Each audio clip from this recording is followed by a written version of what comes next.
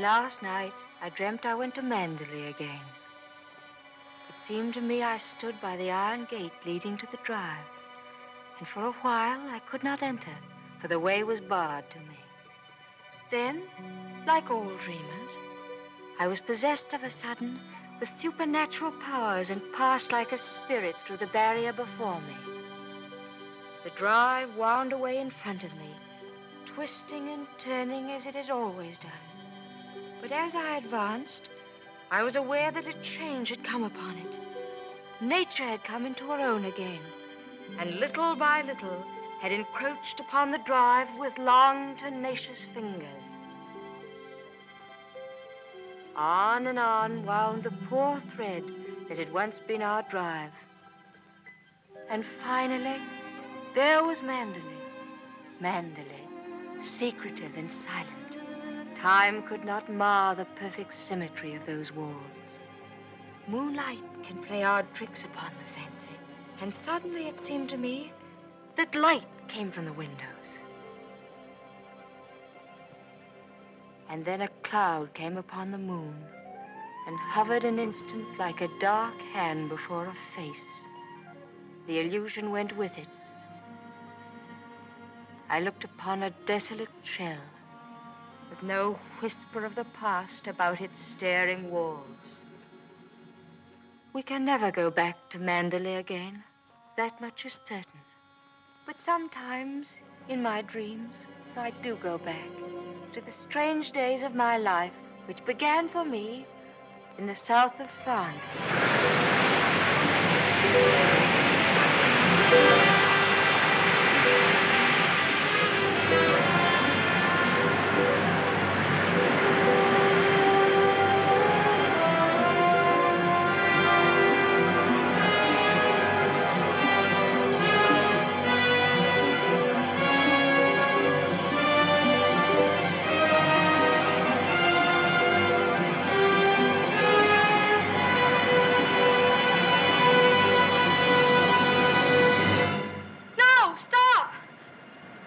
What the devil are you shouting about? Who are you? What are you staring at? I'm sorry, I didn't mean to stare, but I only thought... Oh, you did it. Well, what are you doing here? I was only walking. Well, get on with your walking. Don't hang about here screaming.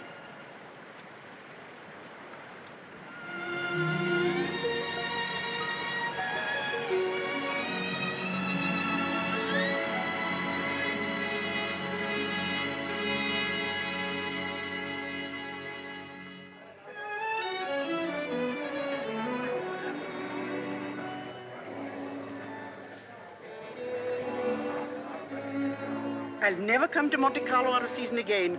Not a single well-known personality in the hotel. Stone cold. Waiter, garçon, call him. Tell him to get me some... Why, it's Max de Winter. How do you do?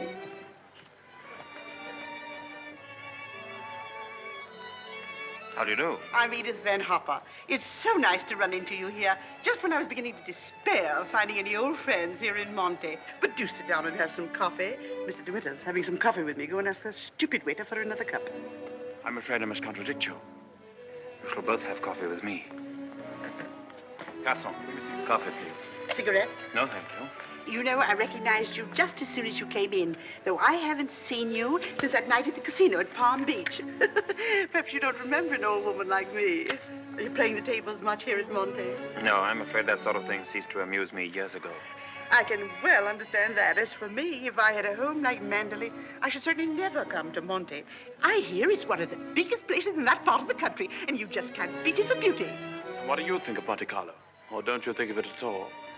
Oh, well, I think it's rather artificial. She's spoiled, Mr. DeWitt. That's her trouble. Most girls will give their eyes for a chance to see Monte. Wouldn't that rather defeat the purpose? Now that we've found each other again, I hope I shall see something of you. You must come and have a drink in my suite. I hope they've given you a good room. The place is empty, so if you're uncomfortable, mind you make a fuss. Your valet is unpacked for you, I suppose. I'm afraid I don't possess one. Perhaps you'd like to do it for me. Well, I hardly think...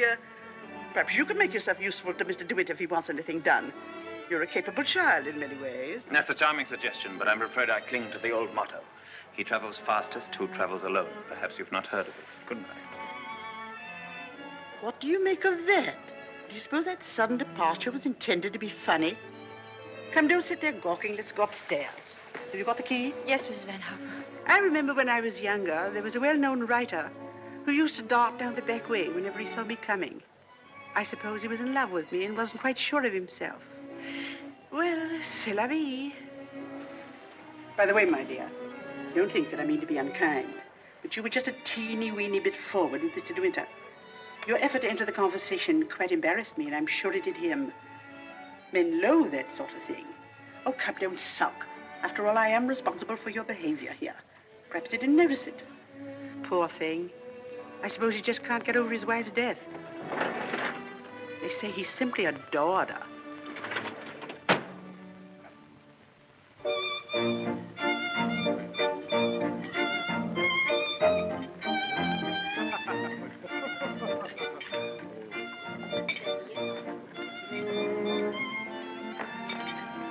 Louis, prenez la commande.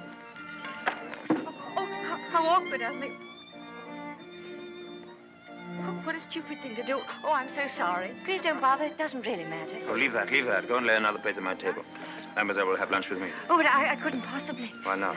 Oh, well, please don't be polite. It's very kind of you, but I'll be all right if they just change the cloth. I wasn't being polite. I should have asked you to have lunch with me, even if we hadn't upset the vase so clumsily. Come along. We needn't talk to each other if we don't feel like it. Well, thank you very much.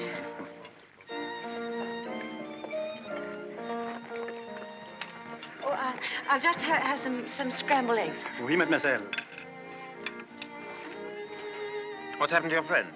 Oh, she's ill in bed with a cold. I'm sorry I was so rude to you yesterday. The only excuse I can offer is that I've become boorish through living alone. You weren't really. You simply wanted to be alone and... Tell me, is Mrs. Van Hopper a friend of yours or just a relation? No, she's my employer. I'm what is known as a paid companion. I didn't know companionship could be bought. I looked up the word companion in the dictionary once. It said, a friend of the bosom. I don't envy you the privilege. Well, she's very kind, really, and I have to earn my living. Haven't you any family? No, my mother died years and years ago, and then there was only my father, and he died last summer. And then I took this job. How rotten for you. Yes, it was rather, because, you see, we got on so well together. You and your father? Yes, he was a lovely person, very unusual. What was he? A painter. Ah, was he a good one? Well, I thought so, but people didn't understand him. Yes, that's often the trouble. He painted trees. At least, it was one tree. You mean he painted the same tree over and over again? Yes, you see, he had a theory that if you should find one perfect thing or place or person, you should stick to it. Do you think that's very silly? Not at all. I'm a firm believer in that myself. And what did you find to do with yourself while he was painting his tree? Well, I sat with him and I sketched a little. I don't do it very well, though. Oh, you're going sketching this afternoon? Yes. Where? I haven't made up my mind. I'll drive you somewhere in the car. Oh, no, please, I didn't mean... Oh, nonsense. Finish up that mess and we'll get along. Thank you, it's very kind of you, but I'm not very hungry. Oh, come on, eat it up like a good girl.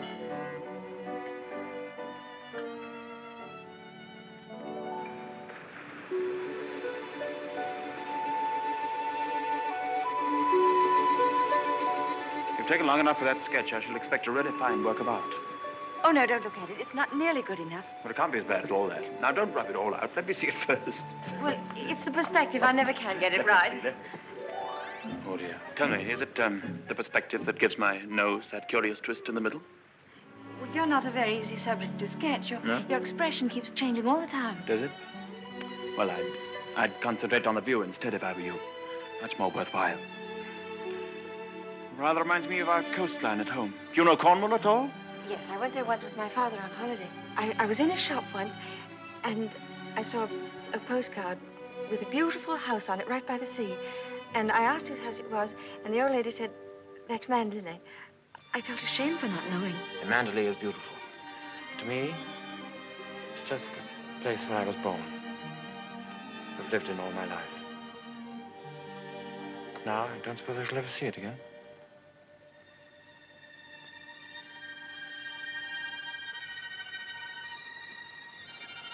We're lucky not to be home during the bad weather, aren't we?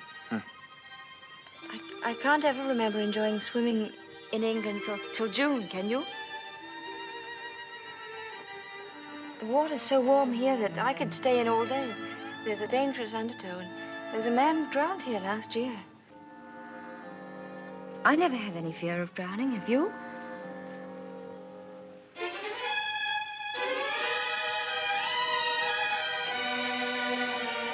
Come, I'll take you home.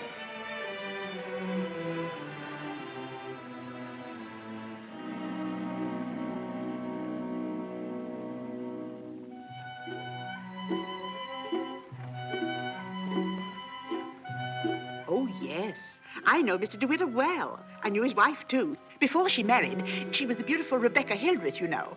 She was drowned, poor dear, while she was sailing near Manderley. He never talks about it, of course, but he's a broken man. I suppose I'd better have it. Wretched stuff. Give me a chocolate, quick. Oh, there you are. It's about time. Hurry up. I want to play some rummy.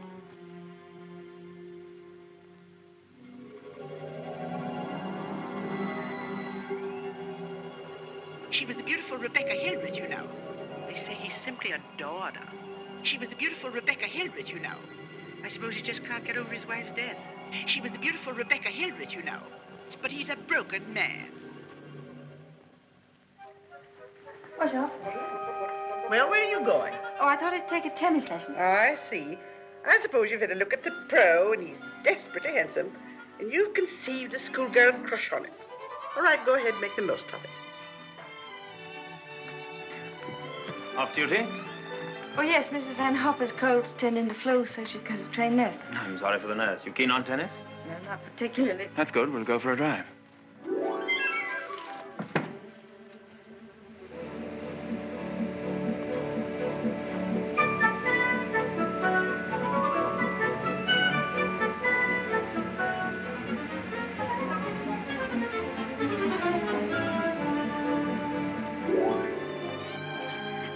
Good afternoon, Mrs. Van Hoff. How are you feeling? You got on rather well with him, didn't you? That pro must have been teaching you other things than tennis. Hurry up, I want you to make some calls. Wonder if Mr. DeWitt is still in the hotel.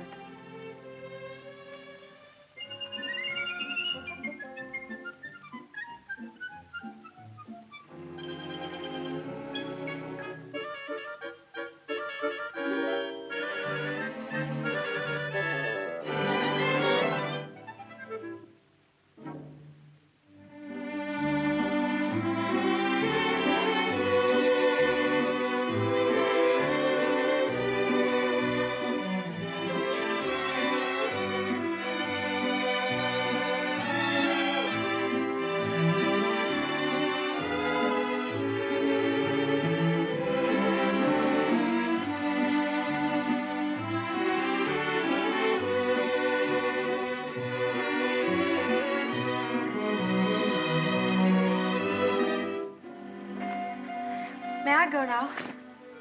For the number of lessons you've had, you ought to be ready for Wimbledon. But this will be your last, so make the most of it. Trouble is, with me laid up like this, you haven't had enough to do. But I'm getting rid of that nurse today, and from now on, you'll stick to your job. Yes, Miss Van Harper. Nurse? Yes, Miss Van Harper? Are you absolutely sure you left those messages for Mr. De Winter? Why, yes, madame. I simply can't believe it. He would most certainly have called me back. Oh, well, poor boy. I simply hate to see him so alone.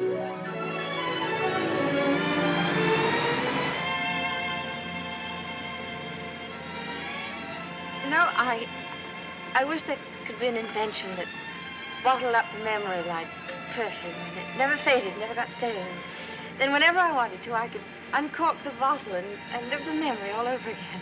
And what particular moment in your young life would you want to keep? Oh, all of them. All these last few days. I feel as though I'd collected a whole shelf full of bottles. Sometimes, you know, those little bottles contain demons that have a way of popping out at you just as you're trying most desperately to forget.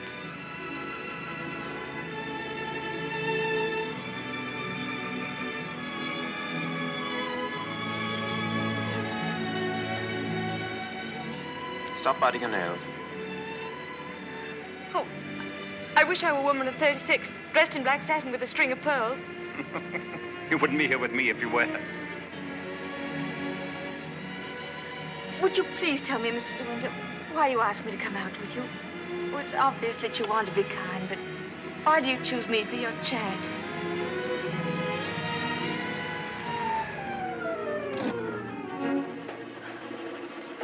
I asked you to come out with me because I wanted your company. You've blotted out the past for me more than all the bright lights of Monte Carlo. But if you think I just asked you out of kindness or charity, you can leave the car now and find your own way home. Go on, open the door and get out.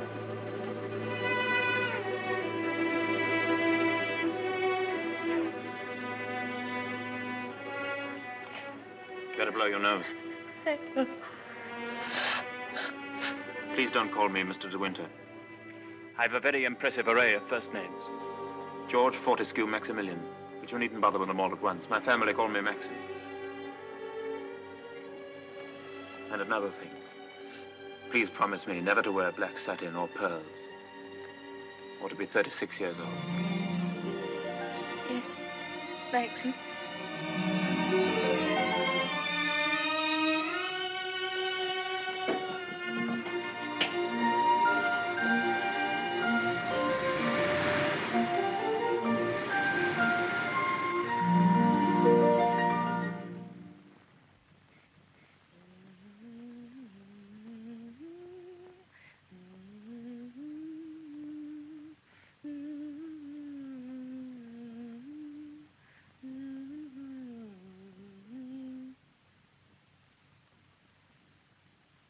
For the love of Pete, come here. What do you think? My daughter's engaged to be married. Oh, really? How nice. We must leave for New York at once. Get reservations on the Aquitania, and we'll take the 12:30 train for Cherbourg. Hurry up and get in a maid to help with the packing. We've no time to waste. Go on and don't dawdle. Mr. De Winter, please. Oh, he's gone out riding. He won't be back till noon. Oh. Well, give me the porter, please.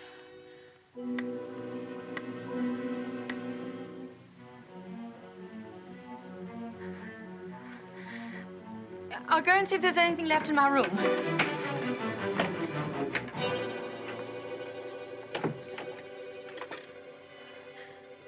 Has Mr. De Winter come in yet? Oh, he has. Would you connect me, please?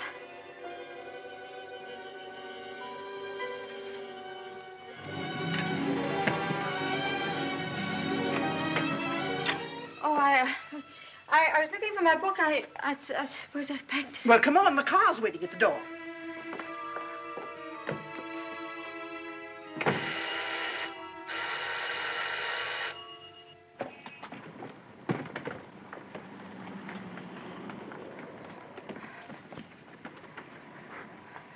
I'd like to leave a forwarding address if they happen to find that book. Would you ring Mr. De Winter, please? Yes, madame. 182.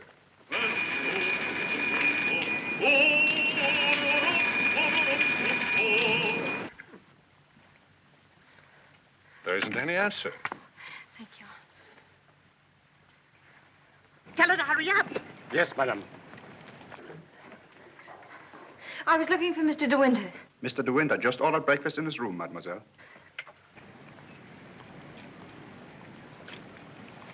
Come in.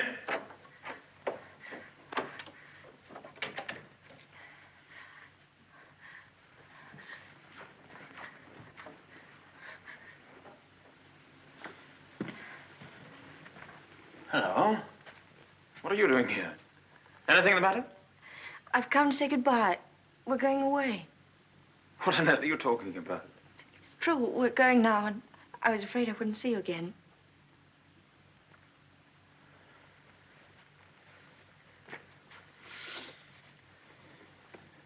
Where's she taking you to? New York. I don't want to go. I shall hate it. I shall be miserable.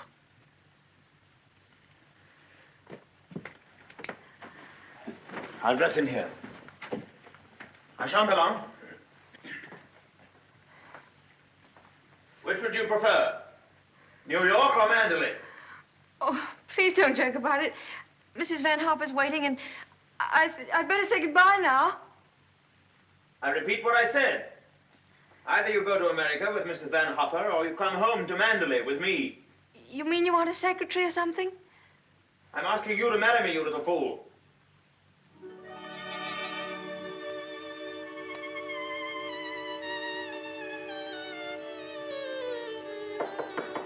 Come in. Is that my food? I'm famished. I didn't have any breakfast.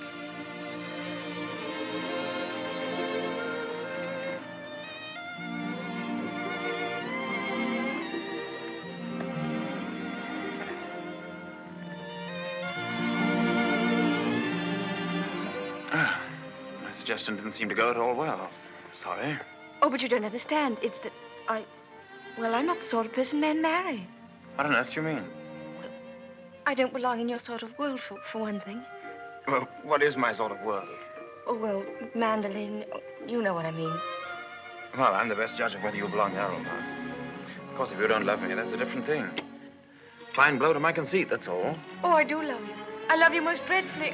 I've been crying all morning because I thought I'd never see you again.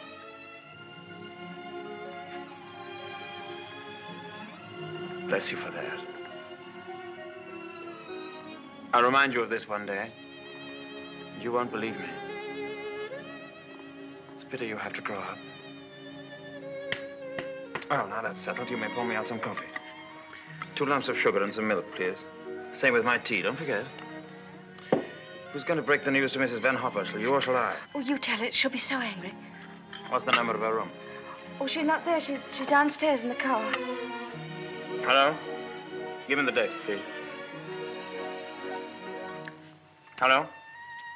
You'll find Mrs. Van Hopper waiting outside in her car. Would you ask her with my compliments if she'd very kindly come up and see me in my room? Yes, in my room. Mr. De Winter says, please, for you to come up to his room. Mr. De Winter? Why, certainly.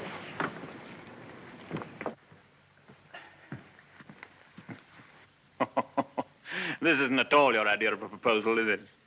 It should be in a conservatory. You in a white frock with a red rose in your hand, and a violin playing in the distance, and I should be making violent love to you behind a palm tree. Poor darling. Never mind. Oh, I don't mind. Don't worry, don't worry. You won't have to say a word. I'm so glad you called me, Mr. De Winter. I was making a hasty departure. It was so rude of me not to let you know. But a cable came this morning announcing that my daughter is engaged to be married. That's rather a coincidence, Mrs. Van Hopper. I asked you up here in order to tell you of my engagement. You don't mean it? Oh, how perfectly wonderful. How romantic. Who is the lucky lady? I apologize for depriving you of your companion in this abrupt way. I do hope it won't inconvenience you too greatly. When did all this happen? Just now, Mrs. Van Hopper. Just a few minutes ago. I simply can't believe it. And I suppose I ought to scold you for not having breathed a word of all of this to me. What am I thinking of? I shall give you both my congratulations and my blessings. I'm very happy for you both. When and where is the wedding to be? Here, as soon as possible. A whirlwind romance. Splendid. I could easily postpone my sailing for a week. This poor child has no mother, so I shall take responsibility for all the arrangements. Trousseau, reception, and everything, and I'll give the bride away. My luggage. Go down and tell the porter to take everything out of the car. Just a minute. We're most grateful, Mrs. Van Hopper, but I think we'd both prefer to have it all as quiet as possible. And I couldn't possibly allow you to change your sailing plans. Oh, but... No. Dear, I'll go down and see that your luggage is brought back. Thank you, Max. So this is what's been happening during my illness. Tennis lessons, my foot. I suppose I have to hand it to you for a fast worker. How did you manage it? Still waters certainly run deep. Tell me, have you been doing anything you shouldn't? I don't know what you mean. Oh, well, never mind. I always did say that Englishmen have strange tastes. But you certainly have your work cut out as mistress of Manderley. To be perfectly frank with you, my dear, I can't see you doing it. You haven't the experience. You haven't the faintest idea of what it means to be a great lady. Of course, you know why he's marrying you, don't you? You haven't flattered yourself that he's in love with you. Fact is, that empty house got on his nerves to such an extent, he nearly went off his head. He just couldn't go on living alone. You better leave, Mrs. Van Hopper. You'll miss your train.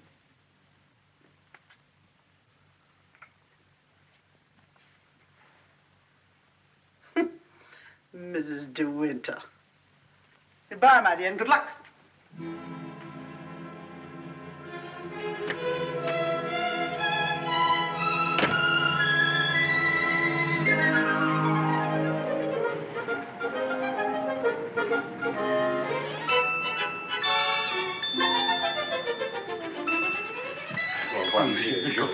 Merci.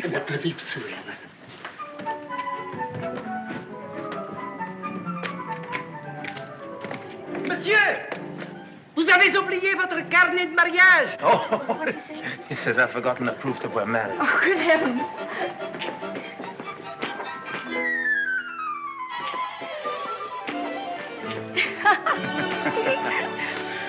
Somebody else had the same idea.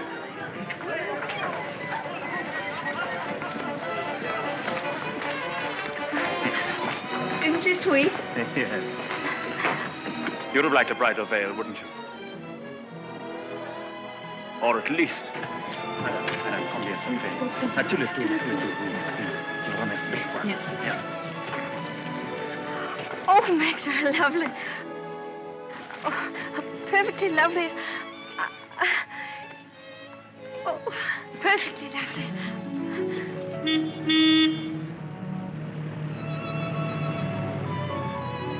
Welcome home, Mr. De Winter. Thank you, Smith.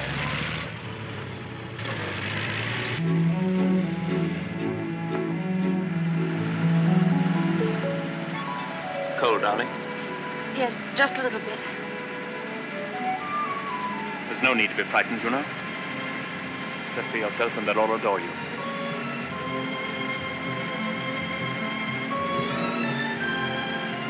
You don't have to worry about the house at all. Mrs. Danvers is the housekeeper. Just leave it to her.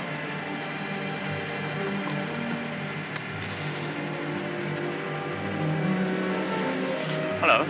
Starting to rain. Better hurry up. Here, have this. Put it over your head. Thank you.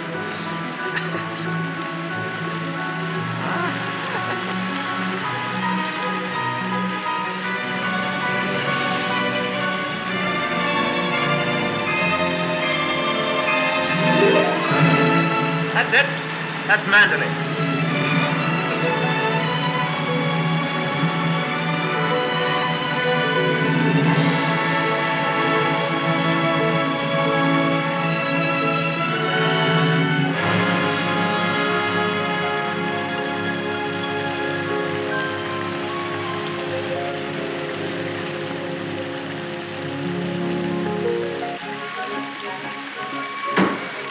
Here we are, Fritz. Everybody well? Yes, thank you, sir. We're glad to see you home, sir. This is Mrs. De Winter, Fritz. How do you do?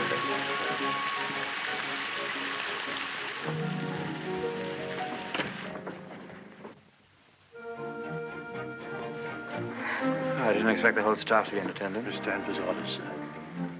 Oh. Sorry about this. Won't take long.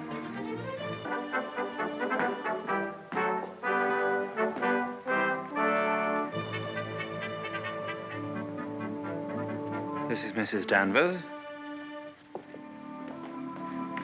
How do you do? How do you do? I have everything in readiness for you. That's very good of you. I didn't expect anything.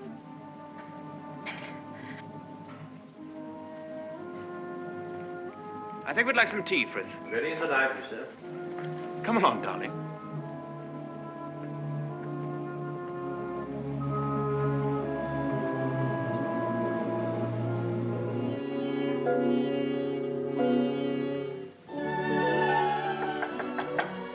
Oh, Maxim, come in.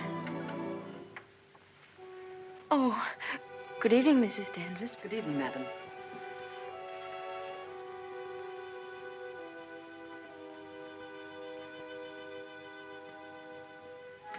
I hope Alice was satisfactory, madam. Oh, yes, thank you. Perfectly. She's the parlor maid. She'll have to look after you until your own maid arrives. Oh, but I haven't a maid. I'm sure Alice will do very nicely. I'm afraid that would not do for very long, madam. It's usual for ladies in your position to have a personal maid. I hope you approve the new decoration of these rooms, madam. Oh, I didn't know it'd been changed. I hope you haven't been to too much trouble. I only followed out Mr. De Winter's instructions. Oh, well, what did it look like before? It had an old paper and different hangings. It was never used much, except for occasional visitors. Oh, then it wasn't Mr. De Winter's room originally. No, madam. He's never used the east wing before. Of course, there's no view of the sea from here. The only good view of the sea is from the west wing. The room's very charming, and I'm sure I'll be comfortable. If there's anything you want done, madam, you have only to tell me. I suppose you've been at Manderley for many years, longer than anyone else. Not so long as Frith. He was here when the old gentleman was living, when Mr. De Winter was a boy. Oh, I see. And you didn't come till after that? I came here when the first Mrs. De Winter was a bride.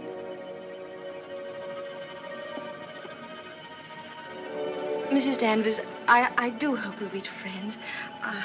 You must be patient with me. This sort of life is new to me, and I do want to make a success of it and make Mr. De Winter happy, so I know I can leave all the household arrangements to you. Very well. I hope I shall do everything to your satisfaction, madam. I've managed the house since Mrs. De Winter's death, and Mr. De Winter has never complained.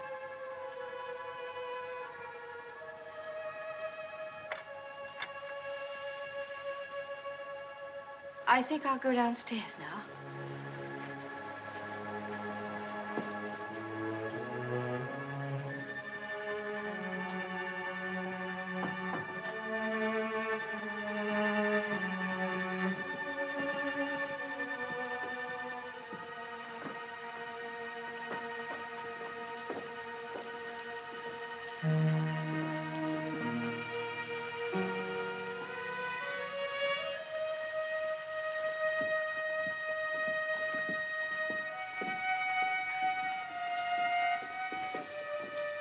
That room in the west wing I was telling you about is there through that door. It's not used now. It's the most beautiful room in the house. The only one that looks down across the lawns to the sea. It was Mrs. De Winter's room.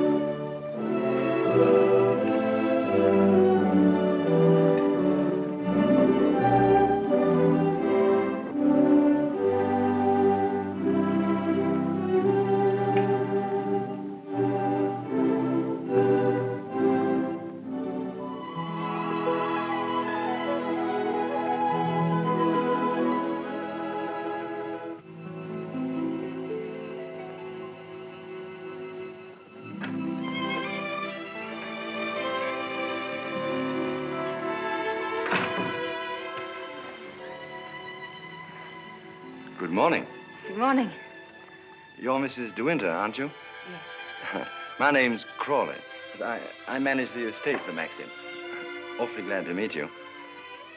There's a fearful lot of stuff piled up while Maxim was away. Yes, I'm sure there must have been. I do wish I could help with some of it. Oh, no. Frank never allows anybody to help him. He's like an old mother hen with his bills and rents and taxes. Come on, Frank, we must go over these estimates. I'll get my papers. You'll find quantities of breakfast over there, but you must eat it all or cook will be mortally offended. Well, I'll do my best, Maxim. I have to go over the place with Frank just to make sure that he hasn't lost any of it. You'll be all right, won't you? Getting acquainted with your new home. Have a look at the Times. There's a thrilling article on what's the matter with English cricket. Oh, yes. My sister Beatrice and her husband, Giles Lacey, have invited themselves over for lunch. Today? Yes. I suppose the old girl can't wait to look you over. You'll find her very direct. If she doesn't like you, she'll probably tell you so to your face. Don't worry, darling. I'll be back in time to protect you from her. Goodbye, darling. Goodbye, Maxim. Goodbye. Goodbye.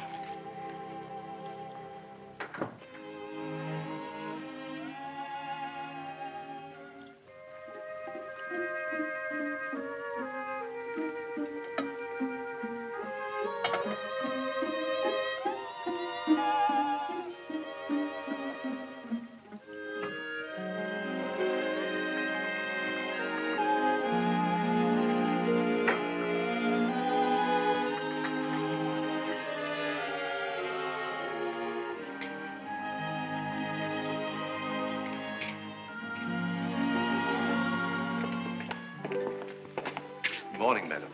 Good morning, Frith.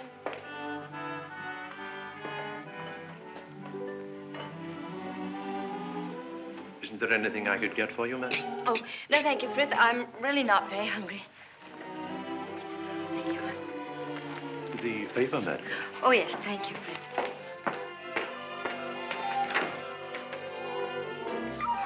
Madam. I slipped. Oh, thank you, Frith.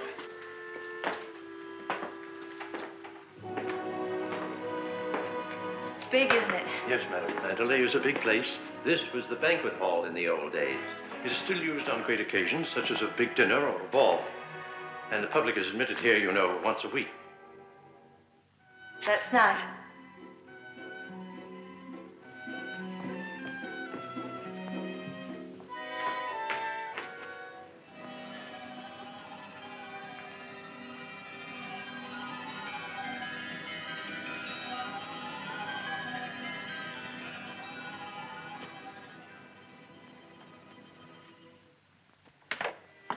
I beg pardon, madam.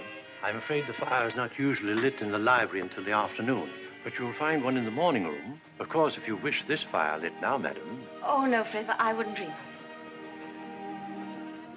Mrs. De Winter, I mean the late Mrs. De Winter always did her correspondence and telephoning in the morning room, after breakfast. Thank you, Frith.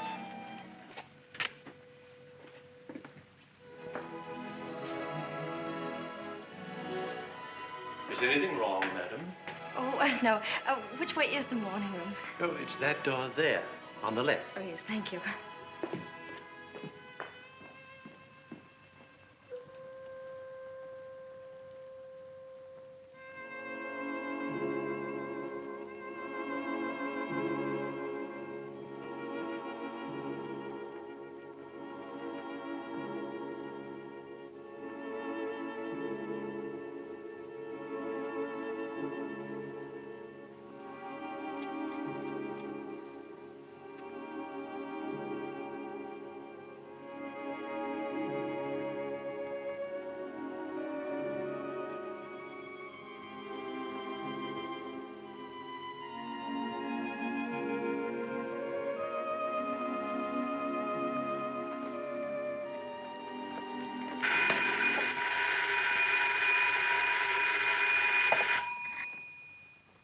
Mrs. De Winter? Oh, I'm afraid you've made a mistake. Mrs. De Winter's been dead for over a year. Oh, I mean... Oh, that was the house telephone, madam. Probably the head gardener wishing instructions. Did you want to see me, Mrs. Danvers? Mr. De Winter informed me that his sister, Mrs. Lacey, and Major Lacey are expected for luncheon. I'd like to know if you approve of the menu. Oh, well, I'm sure it's very suitable, very nice indeed. You'll notice, madam, that I've left a blank space for the sauce. Mrs. De Winter was most particular about sauces. Let's have whatever you think that Mrs. De Winter would have ordered. Thank you, madam. When you've finished your letters, Robert will take them to the post. My letters? Oh, yes, of course. Thank you, Mrs. Danvers.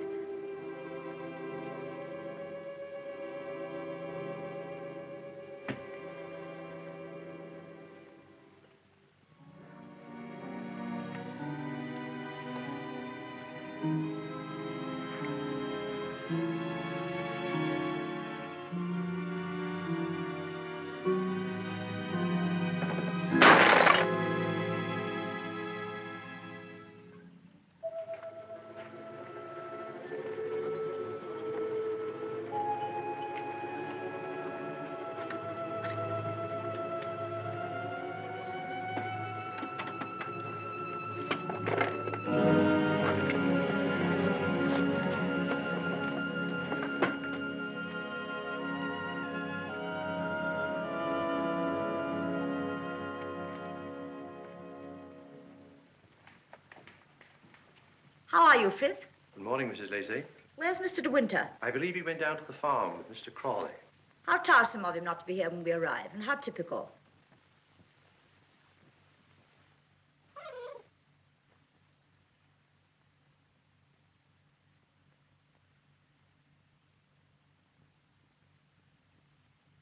I must say old Danvers keeps the house looking lovely. She certainly learned that trick of arranging flowers from Rebecca. I wonder how she likes it now, being ordered about by an ex-chorus girl. Now, where on earth did you get the idea she's an ex-chorus girl? He picked her up in the south of France, didn't he? What if he did? Well, I mean to say, there you are.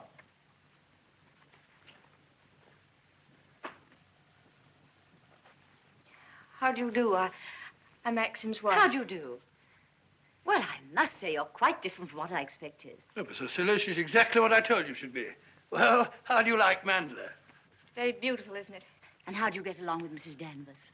Well, I've never met anyone quite like her before. You mean she scares you? She's not exactly an oil painting, is she? Giles, you're very much in the way here. Go somewhere else. Well, I'll try and find Maxim, shall I? Giles? I didn't mean to say anything against Mrs. Danvers. Oh, there's no need for you to be frightened of her. But I shouldn't have any more to do with her than you can help. Shall we sit down? Oh, yes, please. You see, she's bound to be insanely jealous at first. And she must resent you bitterly. Why should she? Don't you know? I should have thought Maxine would have told you. She simply adored Rebecca.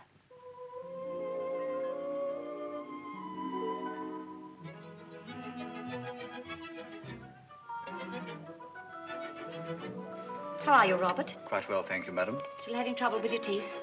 Unfortunately, yes, madam. You should have them out. All of them. Wretched nuisances, teeth. Thank you, madam. What a plateful. Do you hunt? No, I don't. I'm afraid I don't even ride. Oh, have to ride down here. We all do. Which do you ride, side saddle or astride? Oh, yes, of course, I forgot you don't, do you? You must. Nothing else to do down here. Maxine, when are you going to have parties here again, like the old days? Oh, I haven't thought about it. But everyone's dying to see you, and... Yes, I bet they are. Why don't you have the masquerade ball again this summer? My dear, are you fond of dancing? Well, I love it, but I'm not very good at it. Do you rumble? I've never tried. You must teach me. I say, but I'm trying to find out exactly what your wife does do.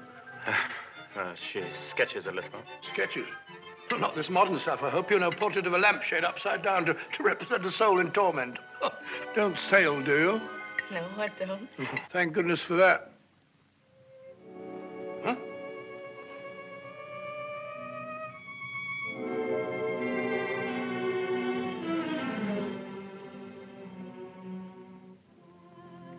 You're very much in love with Maxim, aren't you?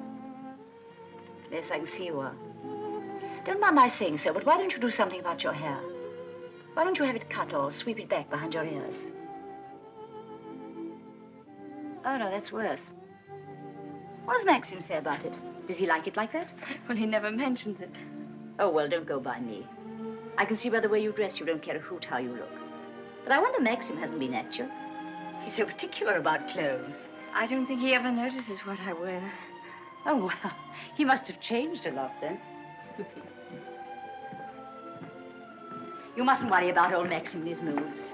One never knows what goes on in that quiet mind of his. Often he gets into a terrible rage. And when he does... But I don't suppose he'll lose his temper with you. You seem such a placid little thing. Come along, old girl. We've got to go on the first tee at 3 o'clock. All right, I'm coming. Oh, goodbye, Maxim, old boy. Goodbye, Giles. Thanks for coming, old boy. Goodbye, my dear. Forgive me for asking you so many rude questions. We both really hope you'll be very happy. Thank you, Beatrice. Thank you very much.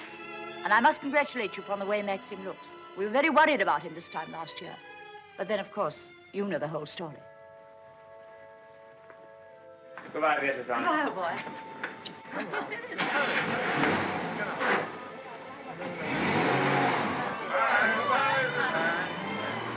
Well, thank heavens they've gone. Now we can have a walk about the place. Looks as though we might have a shower, but you won't mind that, will you? No, but wait a minute. I'll go upstairs and get a coat. There's a heap of Macintoshes in the flower room. Robert, run and get a coat from the flower room for Mrs. De Winter, will you? What do you think of Beatrice? Oh, I liked her very much, but she kept saying that I was quite different from what she expected. What the devil did she expect? Oh, someone smarter and more sophisticated, I'm afraid. Oh. Do you like my hair? Your hair? Yes, of course I do. What's the matter with it? Oh, I don't know. I just wondered. How funny you are. Thank you. Do I have to put it on? Yes, certainly. Can't be too careful with children. Come on, Jasper. Come and take some of that fat off.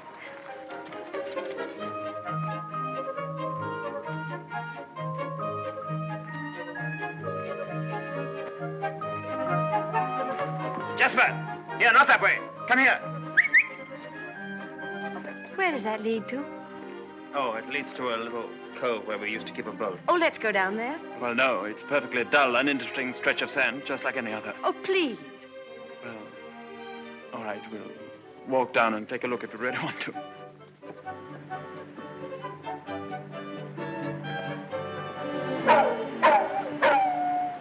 That's Jasper.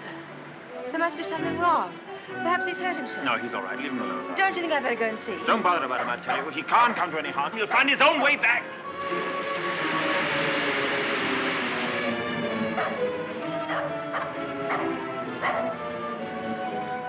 Jasper! Jasper! Oh, there you are.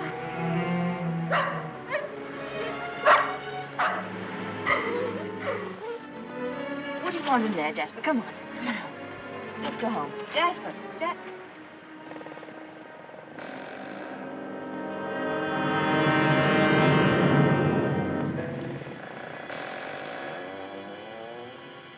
Oh.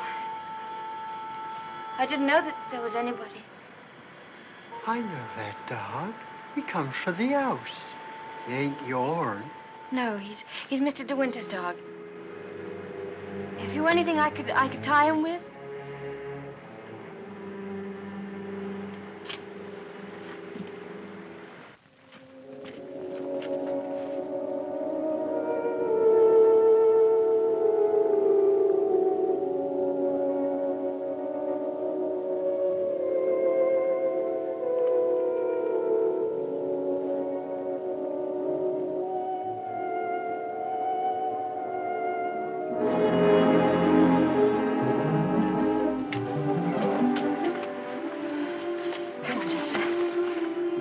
Anyone you saw me in there, will you? Don't you belong on the estate? I wasn't doing nothing. I was just putting my shells away. She's gone in the sea, ain't she? She'll never come back no more. No, she'll never come back. Come on, Jasper.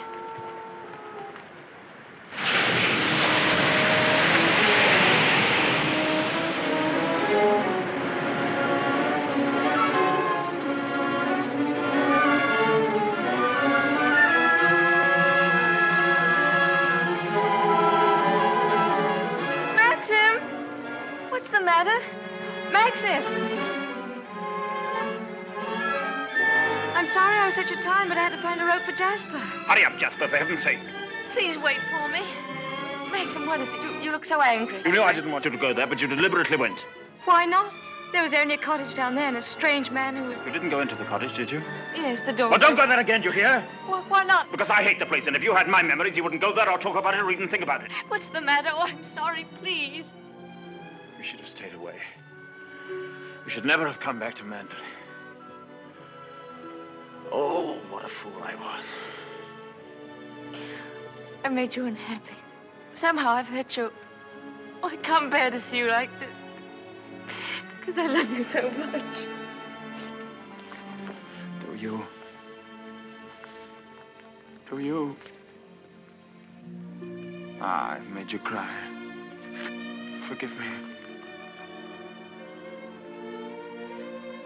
I sometimes seem to fly off the handle for no reason at all. Don't I? Come. We'll go home and have some tea and forget all about it. Yes, let's forget all about it. Here, let me have Jasper.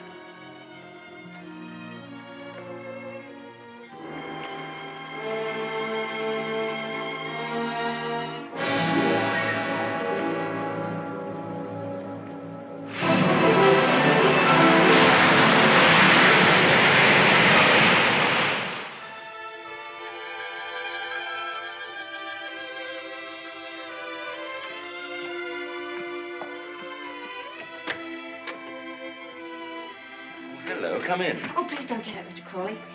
I was just wondering if you meant what you said the other day about showing me the run of things. Of course I did. What are you doing now? Notifying all the tenants that in celebration of Maxim's return with his bride, this week's rent will be free. Oh, was that Maxim's idea? Oh, yes. All the servants get an extra week's wages, too. Oh, he didn't tell me.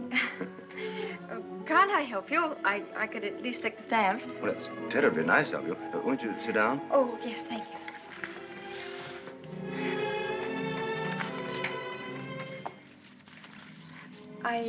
I was down at the cottage on the beach the other day. There was a man there, a queer sort of person. Jasper kept barking at him. Oh, yeah. Must have been Ben.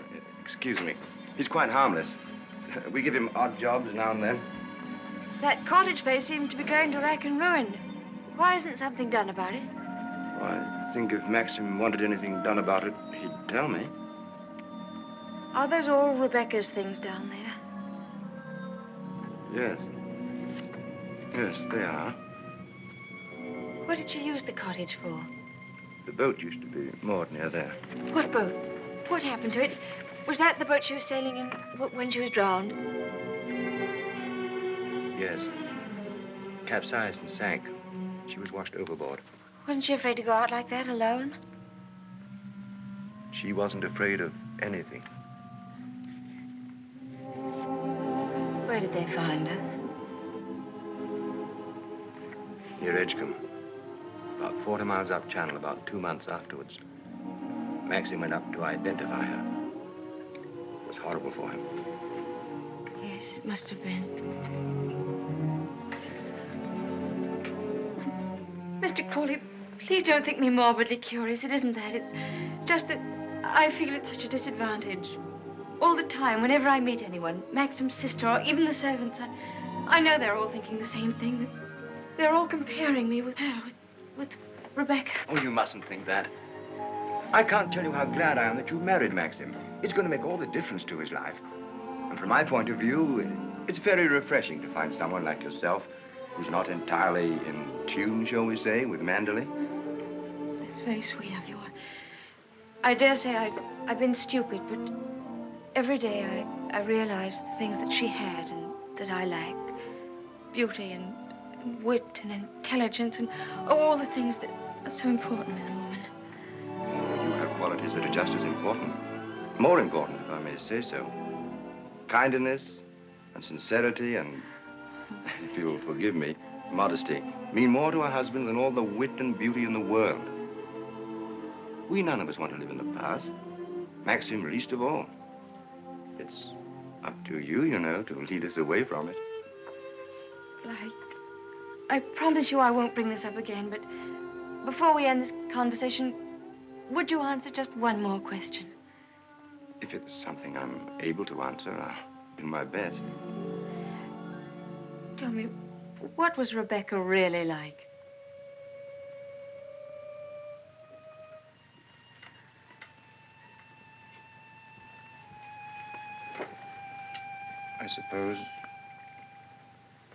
I suppose she was the most beautiful creature I ever saw.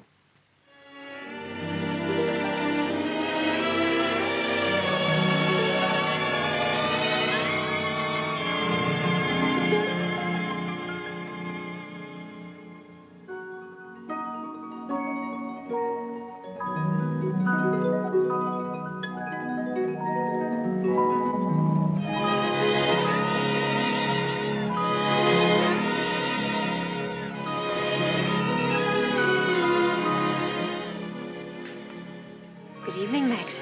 Hello. The films of the honeymoon have arrived at last. We timed, you think, before dinner?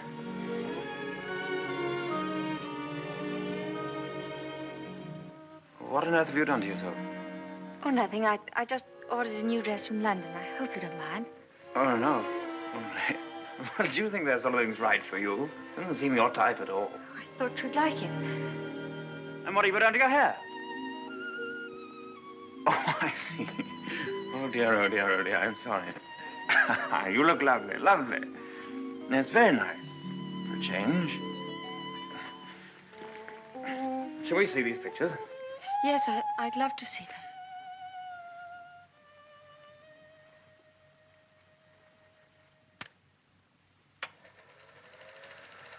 Ah, look now. Oh, look at that. Wasn't it wonderful, darling? Can't we go back there someday? Yes, of course, of course. Ah, look at you. Won't our grandchildren be delighted when they see how lovely you were? Oh, look at you. Yes. Oh, I see. Oh, I like that. Look at that. That's very nice. Oh, remember that. Yes. Oh, I wish our honeymoon could have lasted forever, Max. Oh, dash it, look. Oh, hang it. Threaded it up wrong, as usual, or something. Yes, Frith, what is it? Excuse me, sir. May I have a word with you? Yes. Come in. It's about Robert, sir. There's been a slight unpleasantness between him and Mrs. Danvers. Oh, dear. Robert is very upset. Oh, this is trouble. What is it? It appears that Mrs. Danvers has accused Robert of stealing a valuable ornament from the morning room. Robert denies the accusation most emphatically, sir. What was the thing, anyway? China Cupid, sir. Oh, dear, that's one of our treasures, isn't it? Well, tell Mrs. Danvers to get to the bottom of it somehow and tell her I'm sure it wasn't Robert. Very good, sir. Oh, why do they come to me with these things? That's your job, sweetheart. Maxim, I wanted to tell you, but, well, I forgot. The fact is, I broke the China Cupid. You broke it? Now, why on earth didn't you say something about it when Frith was here? I don't know. I didn't like to. I was afraid he'd think me a fool. Well, he'd think you much more of a fool now. You'll have to explain to him and Mrs. Danvers. Oh, no, Maxim, you do it. I'll go upstairs. Don't be such a little idiot, darling. Anybody would think you were afraid of them. It's all a mistake, Mrs. Danvers. Apparently, Mrs. De Winter broke the cupid herself and forgot to say anything about it. I'm so sorry. I never thought that I'd get Robert into trouble. Is it possible to repair the ornament, madam? No, I'm afraid it isn't. It was smashed into pieces. What did you do with the pieces? Well, I put them at the back of one of the drawers in the writing desk. Well, it looks as though Mrs. De Winter were afraid you were going to put her in prison, doesn't it, Mrs. Danvers? Well, never mind. Do what you can to find the pieces, see if they can be mended, and above all, tell Robert to dry his tears. I shall apologize to Robert, of course. Perhaps if such a thing happens again, Mrs. De Winter will tell me personally. Yes, yes, all right. Thank you, Mrs. Danvers.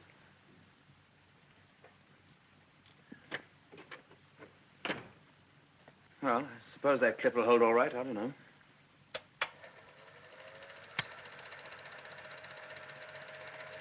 I'm awfully sorry, darling. It was very careless of me. Mrs. Danvers must be furious with me. Oh, hang Mrs. Danvers. Why on earth should you be frightened of her? You behave more like a upstairs maid or something, not like the mistress of the house at all. Yes, I know I do. But I feel so uncomfortable. I try my best every day, but it's very difficult with people looking me up and down as if I were a prize cow. Well, what does it matter if they do? You must remember that life at Manderley is the only thing that interests anybody down here. What a slap in the eye I must have been to them then. I suppose that's why you married me. Because you knew I was dull and gauche and inexperienced, and there could never be any gossip about me. Gossip? What do you mean? I don't know. I just said it for something to say. Don't look at me like that.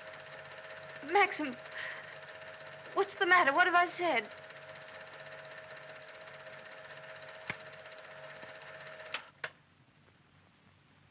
Wasn't a very attractive thing to say, was it? No.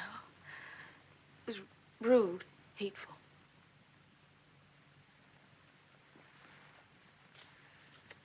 I wonder if I did a very selfish thing in marrying you.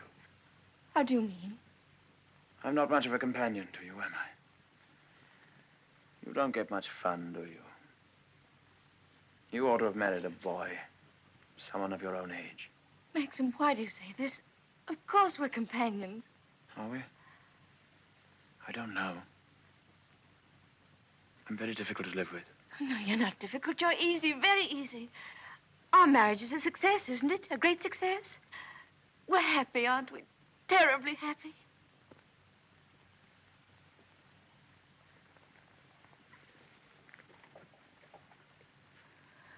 If you don't think we are happy, it would be much better if you didn't pretend. I'll go away. Why don't you answer me? How can I answer you when I don't know the answer myself? If you say we're happy, let's leave it at that. Happiness is something I know nothing about.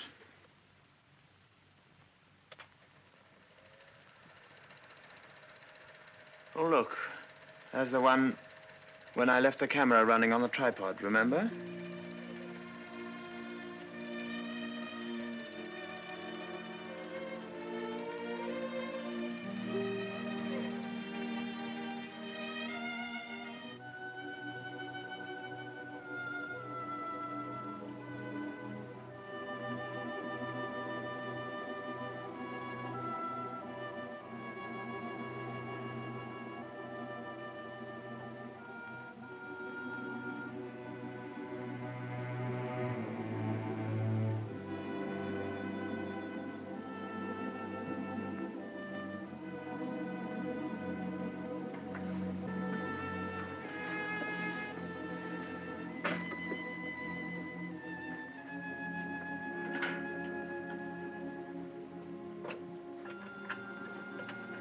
Pardon me, madam. Is there anything I can do for you? Yes, I'm all right, Hilda. Thank you very much. I'll bring the sandwiches immediately, madam.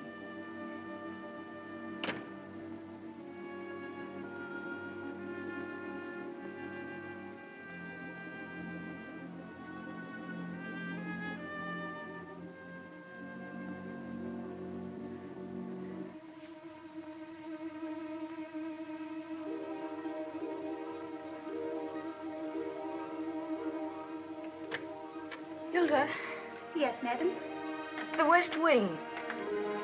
Nobody ever uses it anymore, do they? No, madam. Not since the death of Mrs. De Winter.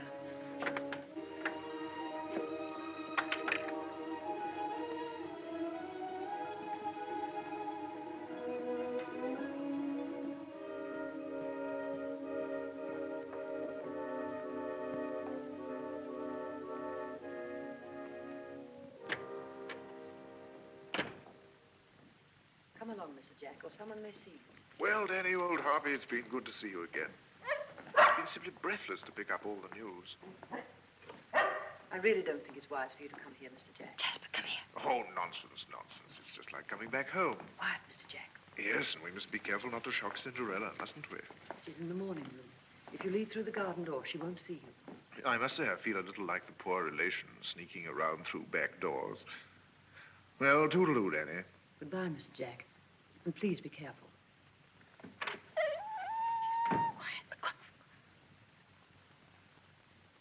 Looking for me? Oh, I didn't make you jump, did I? No, of course not. I didn't quite know who it was. Yes. You're pleased to see me, aren't you, old boy? I'm glad there's someone in the family to welcome me back to Manderley. And, how is dear old Max? Very well, thank you. I hear he went up to London, left his little bride all alone. It's too bad. Isn't he rather afraid that somebody might come down and carry you off? Danny, All your precautions were in vain. The mistress of the house was hiding behind the door. Oh, what about presenting me to the bride? This is Mr. Favell, madam. How do you do? How do you do? Well, won't you have some tea or something? Well, now, isn't that a charming invitation? I've been asked to stay to tea, Danny, and I have a good mind to accept. Oh, well, perhaps you're right. Pity, just we're getting on so nicely. We mustn't lead the young bride astray, must we, Jasper? Goodbye. It's been fun meeting you. Oh, and by the way, it would be very decent of you if you didn't mention this little visit to your revered husband. He doesn't exactly approve of me. Very well. That's very sporting of you. I wish I had a young bride of 3 months waiting for me at home. I'm just a lonely old bachelor. Fare thee well. Oh, and I know what was wrong with that introduction. Danny didn't tell you, did she? I'm Rebecca's favorite cousin. Toodaloo.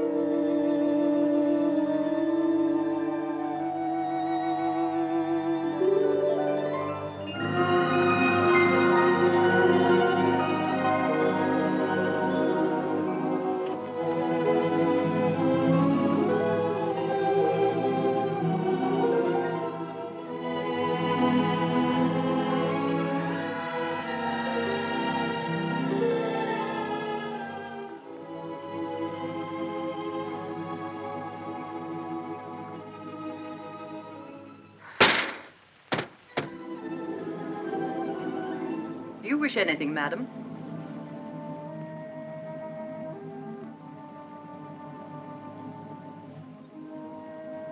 I didn't expect to see you, Mrs. Danvers. I noticed that the window wasn't closed, and I came up to see if I could fasten it. Why did you say that? I closed it before I left the room.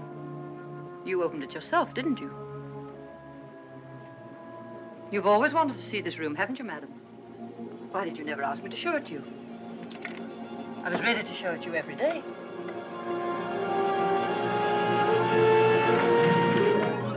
It's a lovely room, isn't it? Loveliest room you've ever seen. Everything is kept just as Mrs. De Winter liked it. Nothing has been altered since that last night. Come, I'll show you her dressing room. This is where I keep all her clothes. You would like to see them, wouldn't you?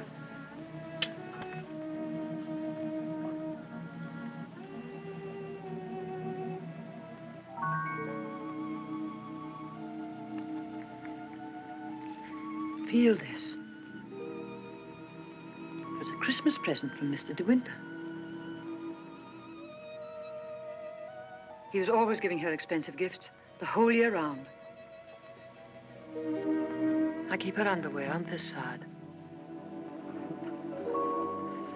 They were made specially for her by the nuns in the convent of St. Clair. I always used to wait up for her, no matter how late. Sometimes she and Mr. De Winter didn't come home until dawn. While she was undressing, she'd tell me about the party she'd been to. She knew everyone that mattered. Everyone loved her. When she'd finished her bath, she'd go into the bedroom and go over to the dressing table.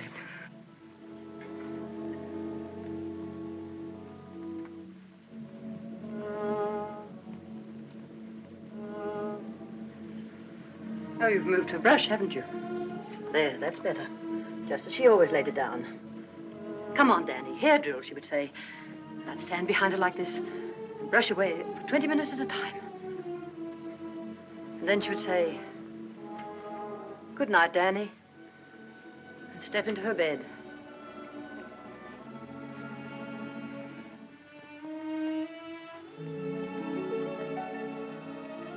I embroidered this case for her myself, and I keep it here always.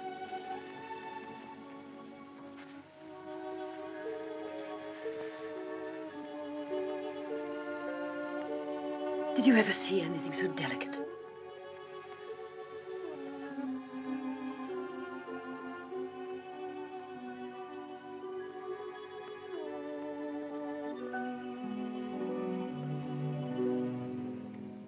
Look. You can see my hand through it.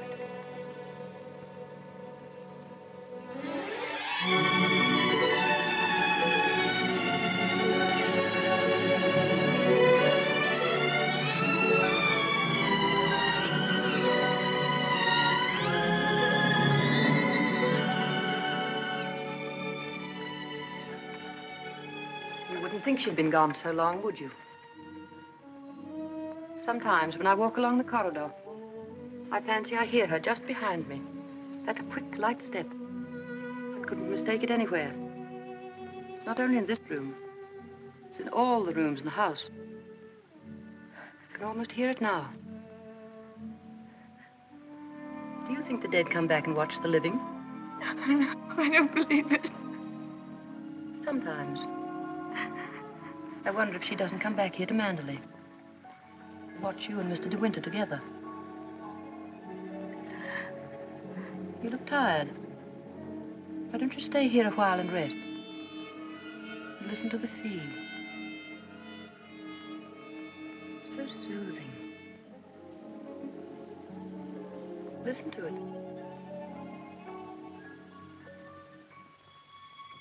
Listen. Listen to the sea.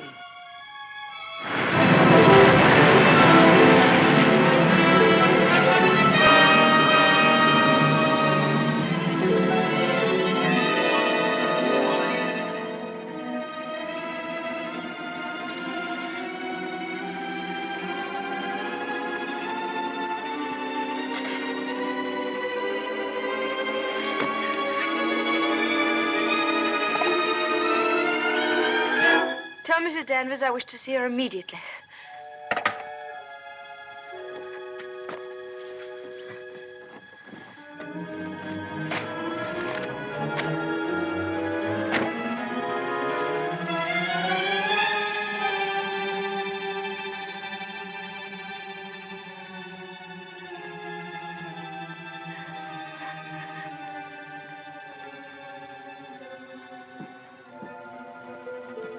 You sent for me, madam? Yes, Mrs. Danvers. I want you to get rid of all these things. But these are Mrs. De Winter's things. I am Mrs. De Winter now. Very well, I'll give the instructions. Just a moment, please. Mrs. Danvers, I intend to say nothing to Mr. De Winter about Mr. Favel's visit. In fact, I prefer to forget everything that happened this afternoon.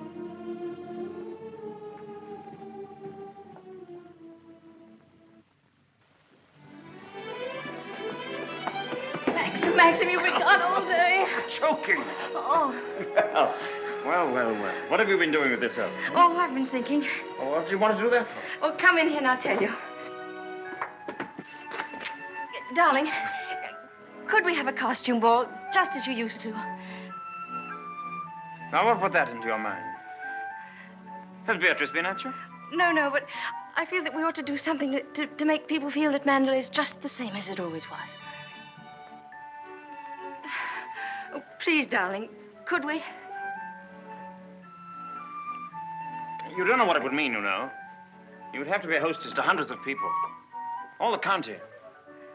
And a lot of young people will come up from London and turn the house into a nightclub. Oh, yes, but I want to. Oh, please. I've never been to a large party, but I could learn what to do, and I promise you, you wouldn't be ashamed of me.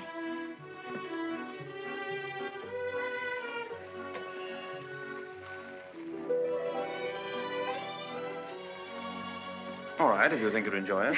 You better get Mrs. Danvers to help you, hadn't you? No, I don't need Mrs. Danvers to help me. I can do it myself. All right, my sweet. Oh, thank you, darling. Thank you. Well, what'll you go as? Oh, I never dress up. That's the one privilege I claim as the host. What will you be, Alice in Wonderland with that ribbon around your hair? No, I won't tell you.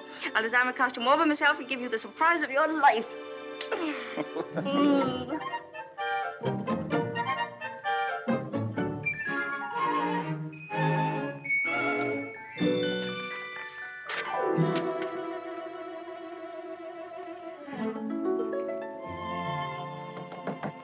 Come in.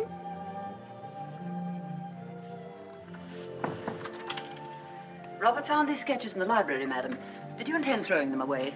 Yes, Mrs. Danvers, I did. They were just some ideas I was sketching for my costume for the ball. Hasn't Mr. De Winter suggested anything? No, I want to surprise him. I don't want him to know anything about it. I merely thought that you might find a costume among the family portraits that would suit you. Oh, you mean those at the top of the stairs? I'll go and look at them.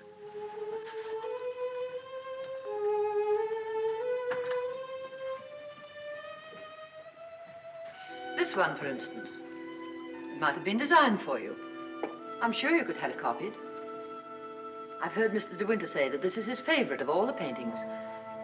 It's Lady Caroline De Winter, one of his ancestors. Oh, well, that's a splendid idea, Mrs. Danvers. I'm very grateful.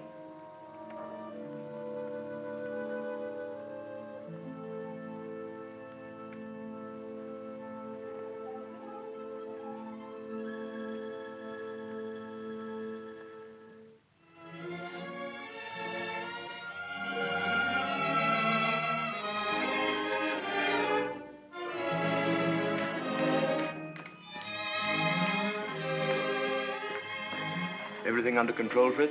Yes, thank you. Excuse me, sir. Are you supposed to be a schoolmaster? Oh, no. This is just my old cap and gown. Certainly makes a very nice costume, sir. And economical, too. Yes, that was the idea.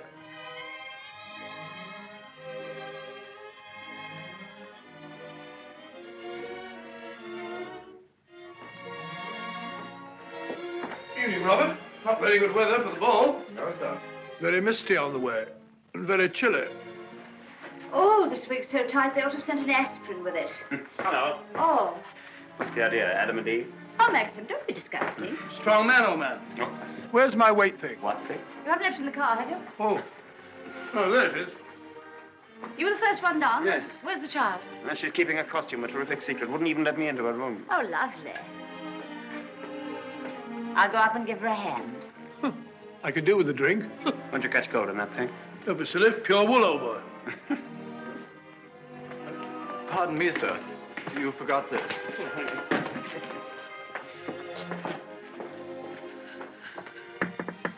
Here I am, dear. It's Bee. I've come to give you a hand. Oh, please don't come in, Beatrice. I don't want anyone to see my costume. Oh. Oh, well, you won't be long, will you?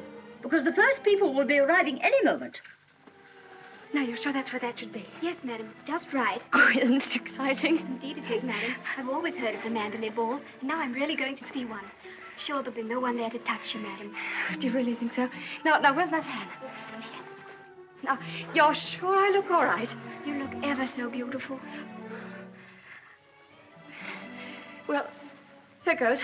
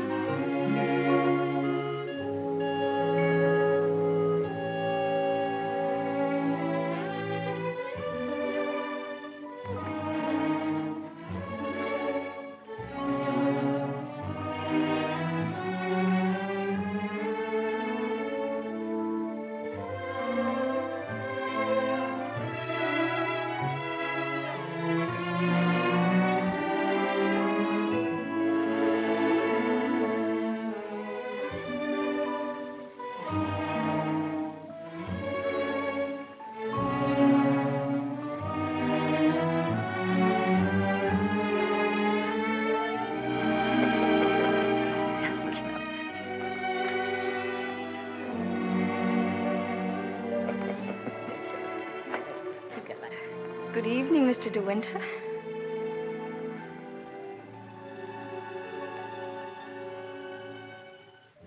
What the devil do you think you're doing? But it's the picture, the one in the gallery. What is it? What have I done? Go and take it off. Doesn't matter what you put on, anything will do. What are you standing there for? Didn't you hear what I said? Sir George and Lady Moore. Dudley Tennant, Admiral and Lady Burbank.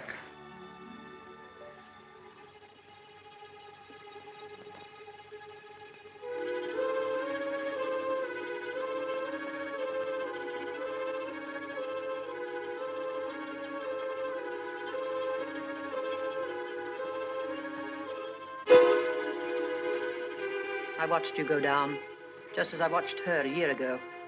Even in the same dress, you couldn't compare. You knew it. You knew that she wore it, and yet you deliberately suggested I wear it. Why do you hate me? What have I done to you that you should ever hate me so? You tried to take her place. You let him marry you. I've seen his face, his eyes. They're the same as those first weeks after she died. I used to listen to him, walking up and down, all night long, night after night, thinking of her, suffering torture because he'd lost her. I don't want to know. I don't want to know. You thought you could be Mrs. De Winter, live in her house, walk in her steps, take the things that were hers, but she's too strong for you. You can't fight her. No one ever got the better of her. Never, never. She was beaten in the end, but it wasn't a man, it wasn't a woman. It was the sea. Oh, stop it, stop it, oh, stop it.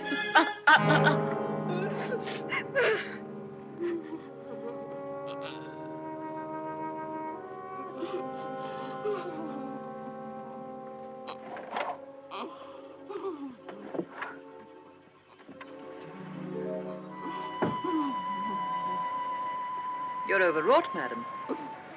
I've opened a window for you. A little air will do you good.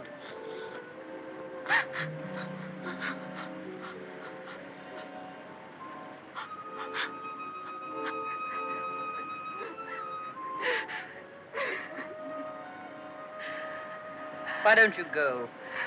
Why don't you leave Manderley? He doesn't need you. He's got his memories. He doesn't love you. He wants to be alone again with her. You've nothing to stay for. You've nothing to live for, really, have you? Look down there. It's easy, isn't it? Why don't you? Why don't you? Go on. Go on. Don't be afraid.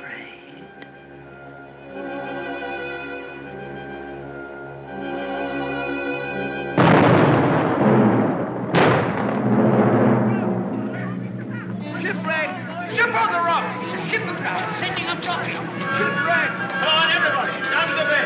Notify the Coast Guard! She's aground! Maxim! Maxim! Ship ashore! Come on, everybody! Come on! Maxim! Maxim!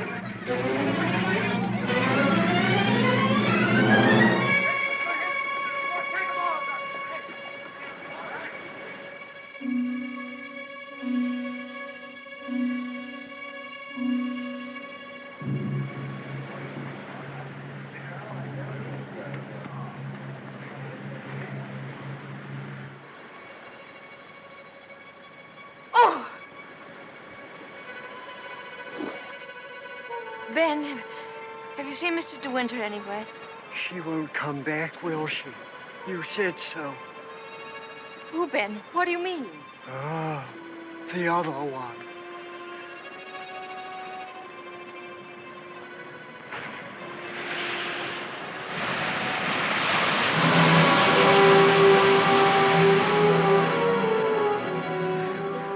Frank, have you seen Maxim anywhere? Not since about half an hour ago. I thought he'd gone up to the house. No, he hasn't been in the house at all, and I'm afraid something might have happened to him. Frank, what's the matter? Is anything wrong? There is something wrong.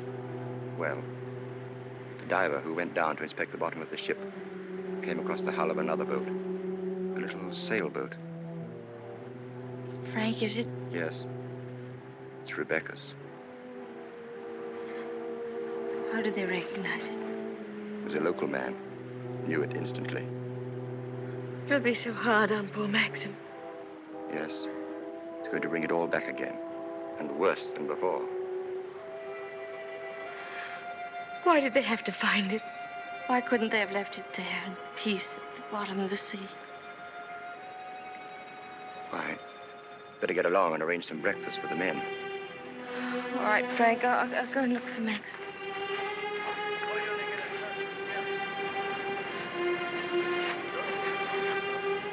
Headed for the reef. Runs out quite a way.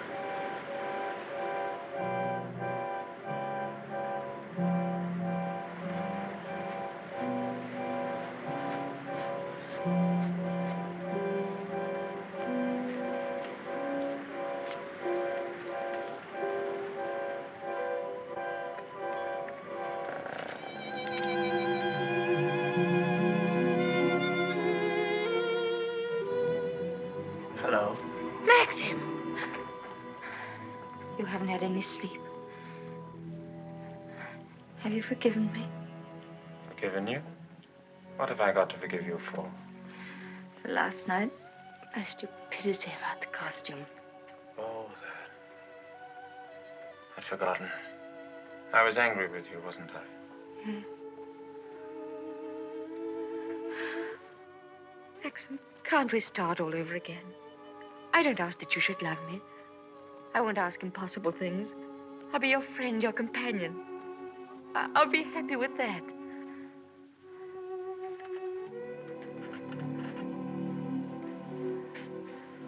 You love me very much, don't you?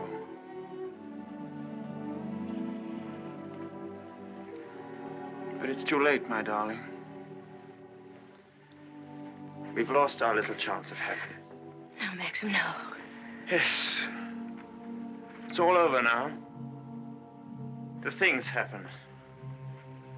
The thing I've dreaded day after day. Night after night. Maxim, what are you trying to tell me? Rebecca has won.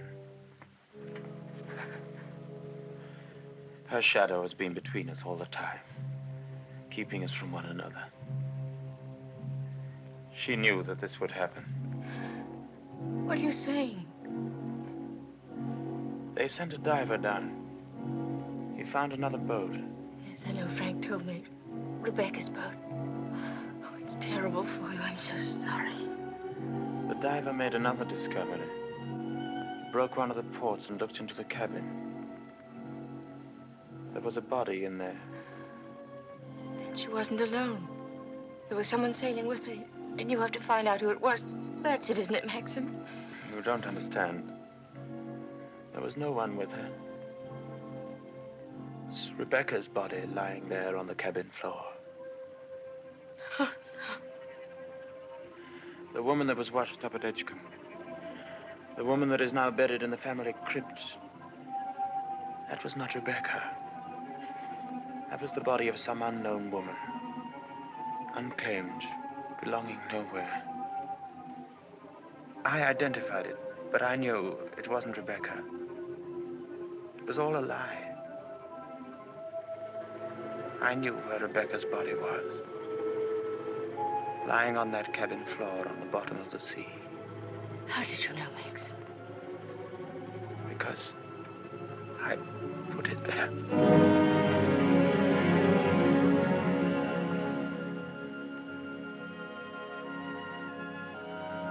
Will you look into my eyes and tell me that you love me now?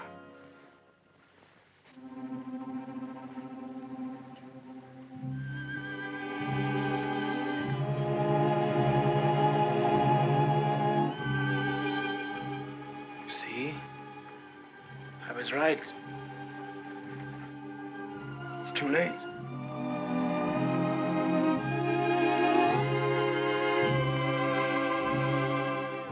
No, it's not too late. You're not to say that. I love you more than anything in the world. Oh, please, Maxim, kiss me, please. No. It's no use. It's too late. Oh, we can't lose each other now. We must be together always. No secrets, no shadows. We may only have a few days. A few hours. Maxim, why didn't you tell me before? Yeah, you did sometimes, but you never seemed close enough. How could we be close when I knew you were always thinking of Rebecca? How could I even ask you to love me when I knew you loved Rebecca still?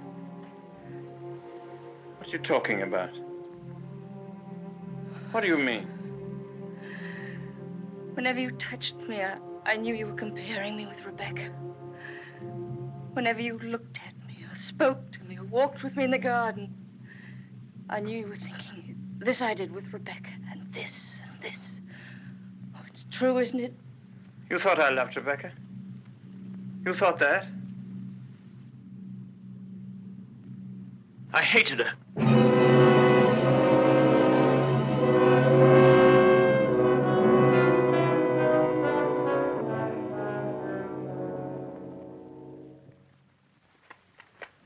Oh, I was carried away by her. Enchanted by her, as everyone was. And when I was married, I was told I was the luckiest man in the world. She was so lovely, so accomplished, so amusing. She's got the three things that really matter in a wife, everyone said. Breeding, brains, and beauty. And I believed them completely.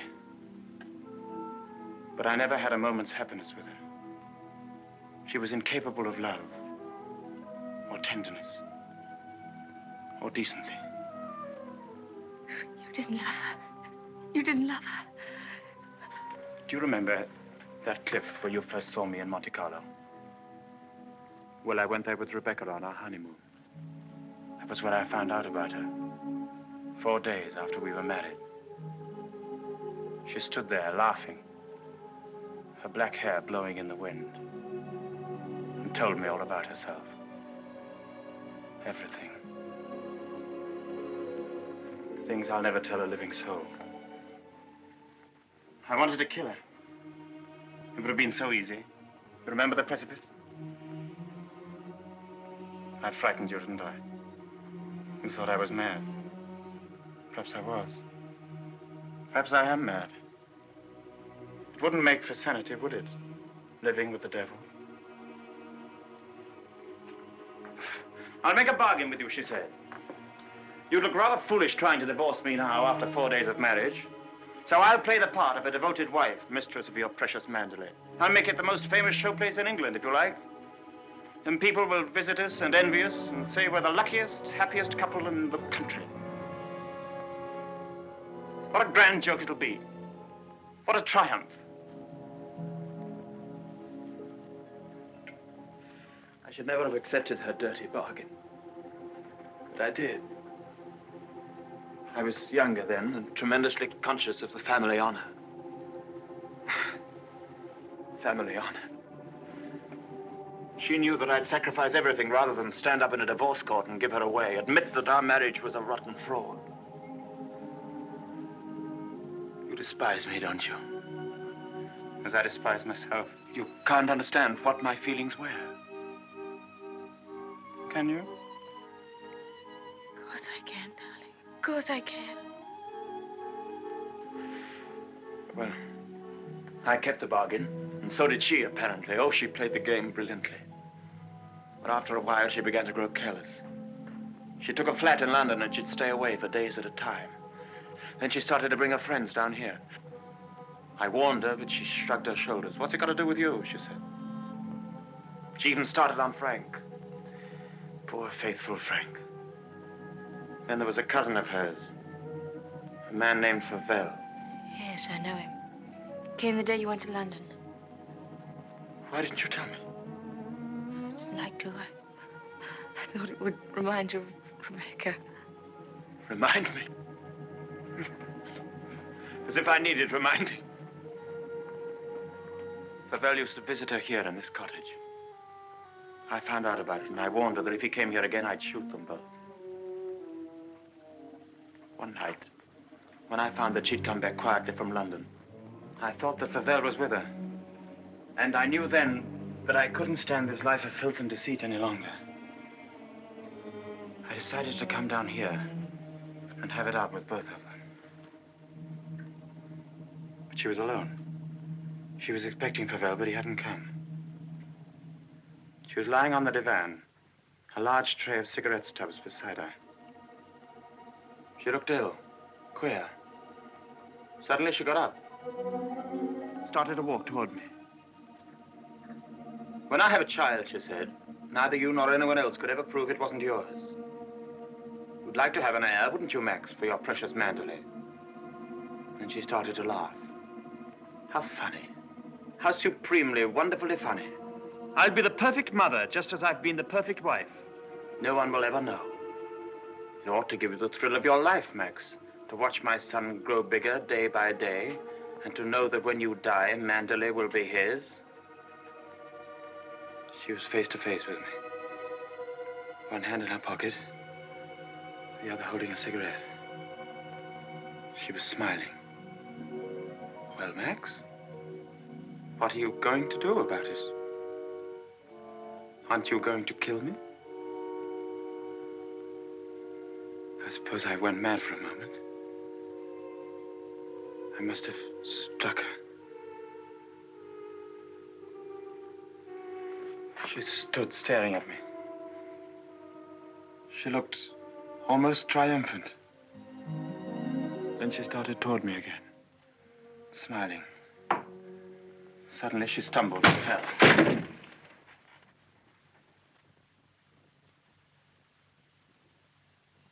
When I looked down, ages afterwards it seemed, she was lying on the floor. She'd struck her head on a heavy piece of ship's tackle. I remember wondering why she was still smiling. And I realized she was dead. But you didn't kill her. It was an accident. Who would believe me? I lost my head. I just knew I had to do something. Anything. I carried her out to the boat. It was very dark. There was no moon. I put her in the cabin. When the boat seemed a safe distance from the shore, I took a spike and drove it again and again through the planking of the hull. I opened up the sea cocks and the water began to come in fast. I climbed over into the dinghy and pulled away. I saw the boat heel over and sink. I pulled back into the cove. It started raining. Maxim, does anyone else know of this? No, no one except you and me. We must explain it. It's got to be the body of someone you've never seen before. No, they're bound to know. Her rings, bracelets she always wore. They'll identify her body. Then they'll remember the other woman. The other woman buried in the crypt. If they find out it was Rebecca, you must simply say that you made a mistake about the other body. That the day you went to Edgecombe, you were ill. You didn't know what you were doing. Rebecca's dead. That's what we've got to remember. Rebecca's dead. She can't speak. She can't bear witness. She can't harm you anymore. We're the only two people in the world that know, Maxim. You and I. I told you once that I'd done a very selfish thing in marrying you. You can understand now what I meant. I've loved you, my darling. I shall always love you. But I've known all along that Rebecca would win in the end. No, no. She hasn't won. No matter what happens now, she hasn't won.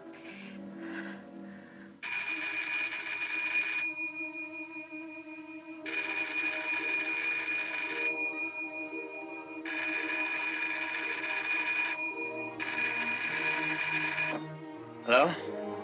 Hello? Oh. Hello, Frank. Hello, Frank. Yes. Who? Colonel Julian? Yes, tell him I'll meet him there as soon as I possibly can. What? Well, say we could talk about that when we're sure about the matter. What's happened? Colonel Julian called. He's the chief constable of the county. He's been asked by the police to go to the mortuary. He wanted to know if I could possibly have made a mistake about that other body.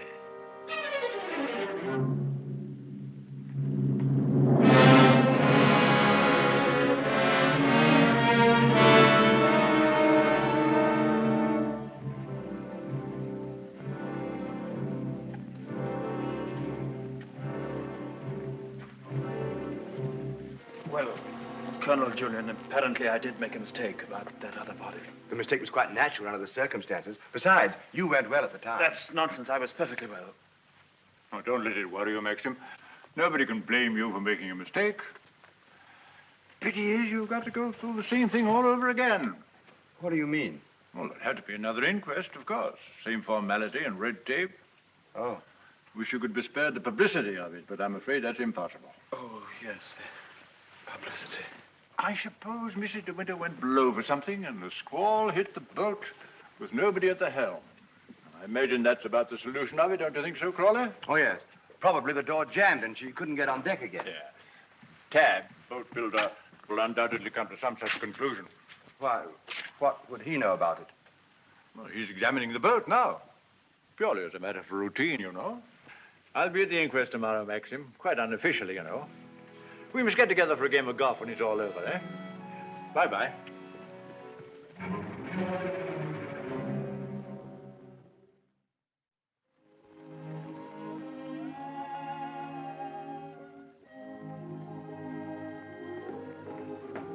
I have the evening papers, madam. Would you care to see them? Oh, no, thank you, Frith. And I prefer that Mr. De Winter weren't troubled with them either. I understand, madam. Permit me to say that we're all most distressed outside. Oh, thank you, Frith. I'm afraid the news has been a great shock to Mrs. Danvers. Yes, I rather expected it would be. It seems there's to be a coroner's inquest, madam? Yes, Frith, it's purely a formality. Of course, madam. I wanted to say that if any of us might be required to give evidence, I should be only too pleased to do anything that might help the family. Oh, thank you, Frith. Why, I'm sure Mr. De Winter will be very happy to hear it, but I don't think anything will be necessary.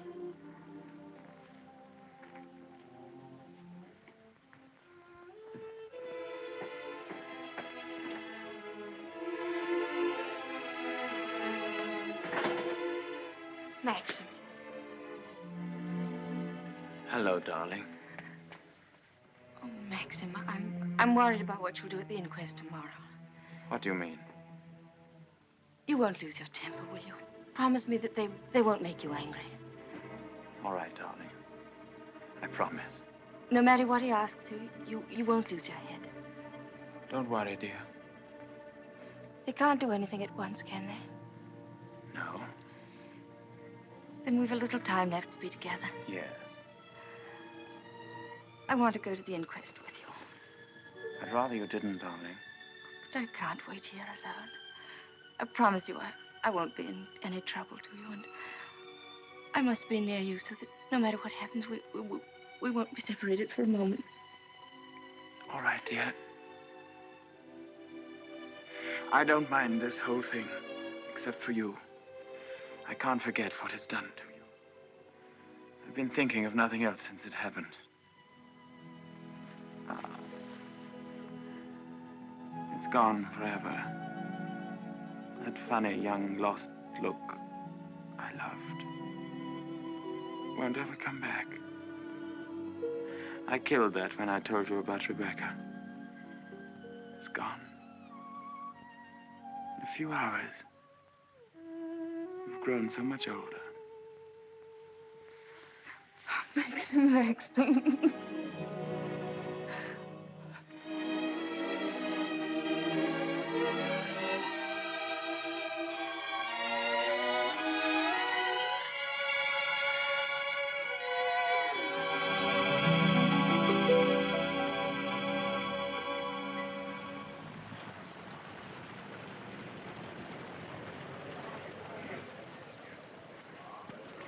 Black Jack Bridie was his name. The most important arrest I ever made. It must have been about 2 years ago now. Of course, there was no doubt about it. He was hung a month after I caught him. Hello, wait a minute. They've got old Balmy Ben up now.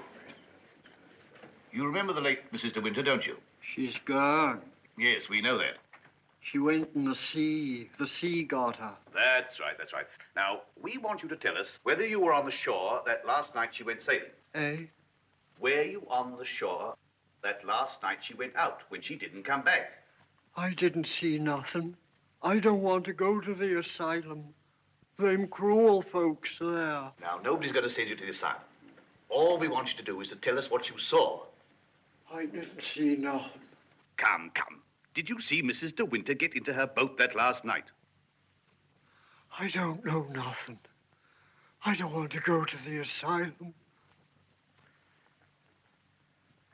Very well, you may go. You may go now. Now, Mr. Tabb. Yes, sir. Step forward, please.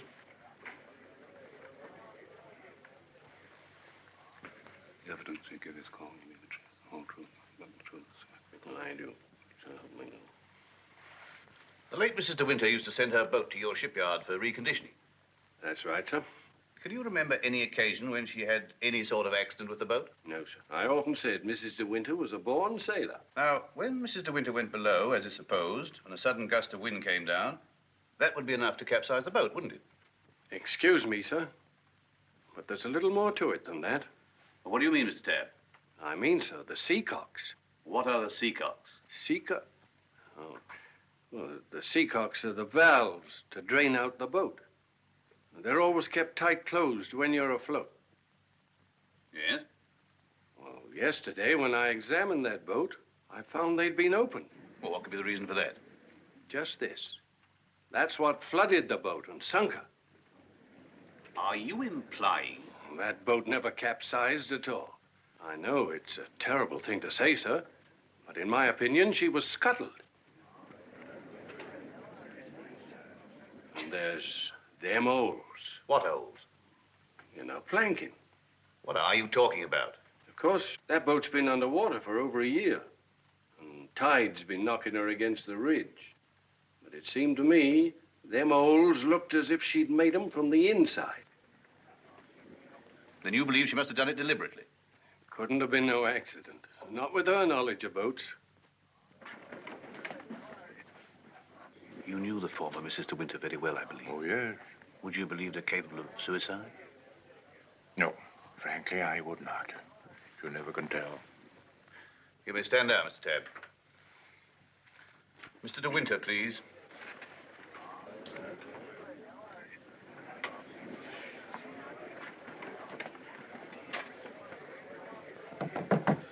I'm sorry to drag you back for further questioning, Mr. De Winter, but you've heard the statement of Mr. Tabb. I wonder if you can help us in any way. I'm afraid not. Can you think of any reason why there should be holes in the planking of the late Mrs. De Winter's boat? Well, of course I can't think of any reason. Has anyone ever discussed these holes with you before? Well, since the boat has been at the bottom of the ocean, I scarcely think that likely. Mr. De Winter, I want you to believe we all feel very deeply for you in this matter, but you must remember that I don't conduct this inquiry for my own amusement. That's rather obvious, isn't it? I hope that it is. Well, since Mrs. De Winter went sailing alone, are we to believe that she drove those holes herself? Well, you may believe what you like. Can you enlighten us as to why Mrs. De Winter should have wanted to end her own life? I know of no reason whatever. Mr. De Winter, however painful it may be, I have to ask you a very personal question. Were relations between you and the late Mrs. De Winter perfectly happy? Were relations between you and the late Mrs. De Winter perfectly happy? I won't stand this any longer, and you might as well know now. My wife, she's fit. She's fit. We'll adjourn till after lunch. Mr. De Winter, I presume you'll be available for us then? I told you you should have had some breakfast. You're hungry, that's what's the matter with you.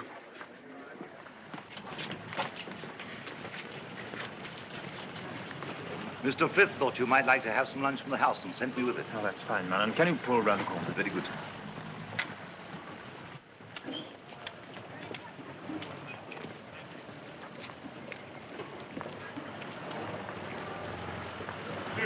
Awfully foolish to have me fainting like that. Nonsense. If you hadn't fainted like that, I'd have really lost my temper. Darling, please be careful.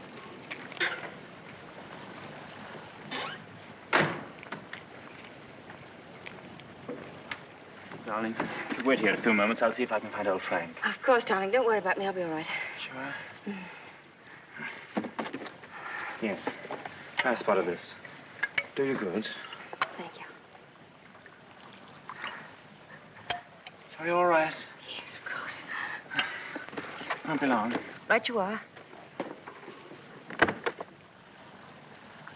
Hello. And how does the bride find herself today? I say, marriage with Max is not exactly a bed of roses, is it? I think you better go before Maxim gets back. Oh, jealous, is he? Well, I can't say I blame him. But you don't think I'm the big bad wolf, do you? I'm not, you know. I'm a perfectly ordinary, harmless bloke. And I think you're behaving splendidly over all this. Perfectly splendidly. You know, you've grown up a bit since I last saw you. It's no wonder. What do you want, Furlow? Oh, hello, Max. Things are going pretty well for you, aren't they? Better than you ever expected. I was rather worried about you at first. That's why I came down to the inquest. Well, I'm touched by your solicitude, but if you don't mind, we'd rather like to have our lunch. Lunch? I say, what a jolly idea. Rather like a picnic, isn't it? Oh, I'm so sorry. Do you mind if I put this there? You know, Max, old boy, I really think I ought to talk things over with you. Talk what things over? Well, those holes in the planking, for one thing. Those holes that were drilled from the inside. Oh, Mullen. Yes, sir? Would you, like a good fellow, have my car filled with petrol? It's almost empty. Very good, sir. And Mullen, close the door, will you? Yes, sir. Does this bother you?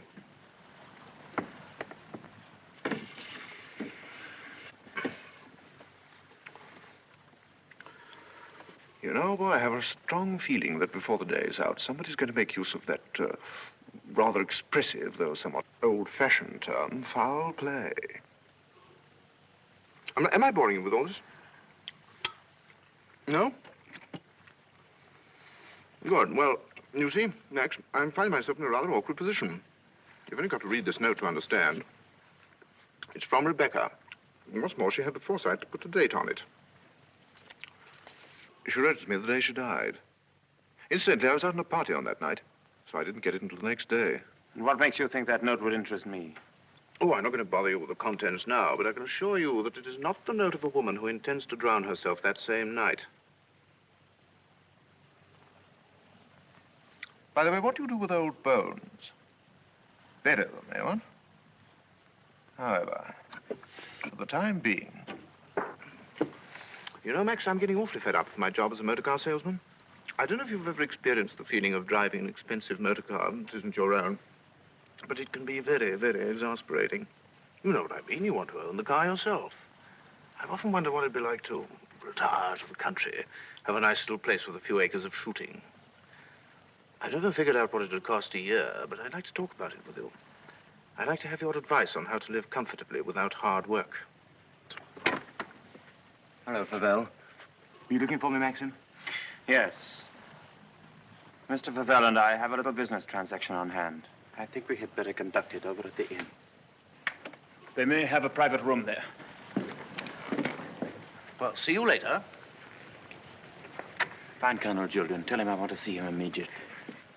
Come on, Favell, let's go.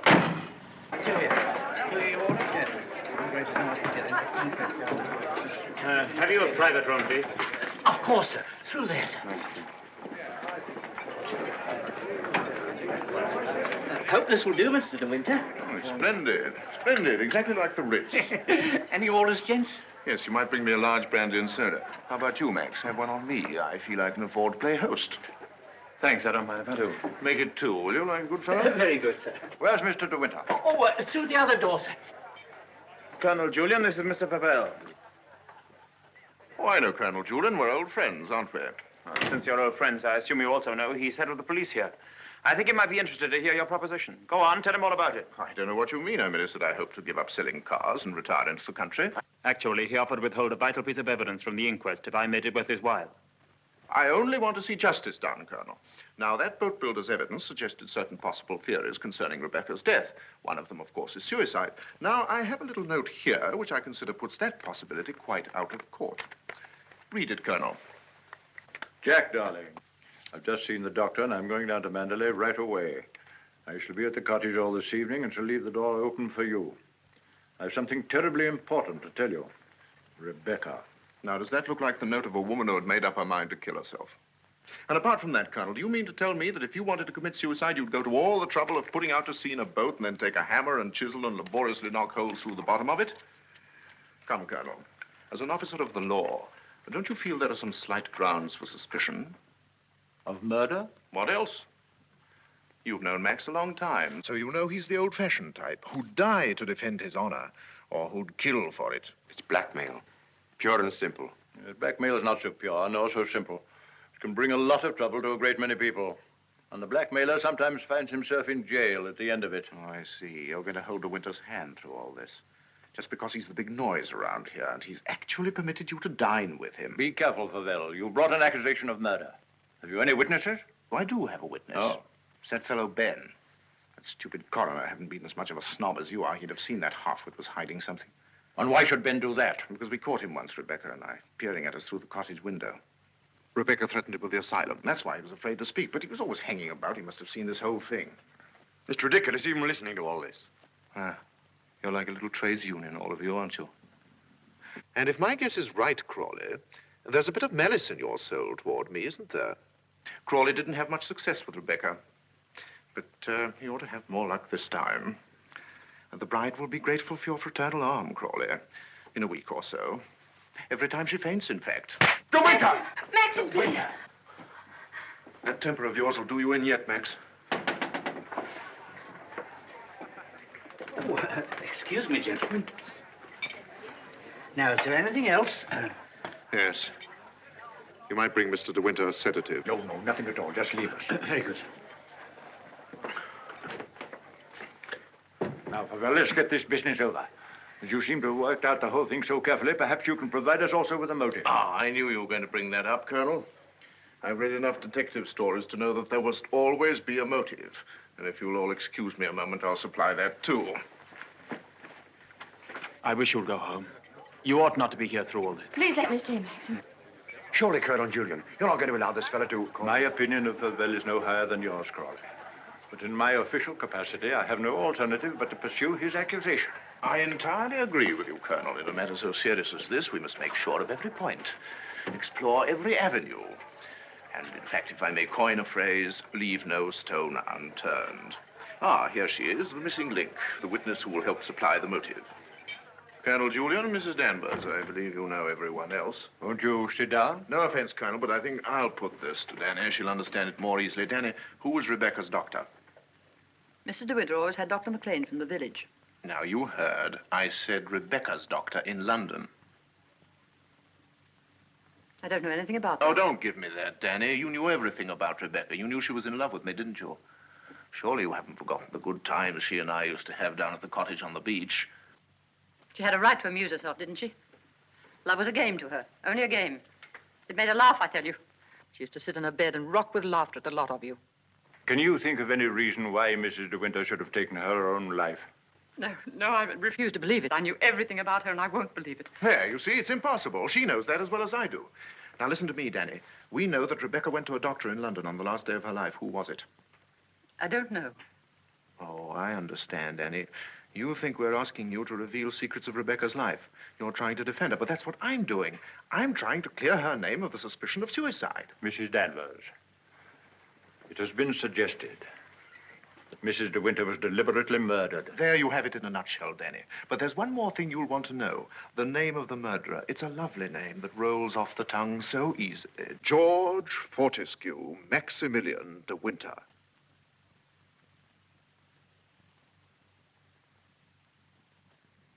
There was a doctor. Mrs. De Winter sometimes went to him privately. She used to go to him even before she was married. We don't want reminiscences, Danny. What was his name?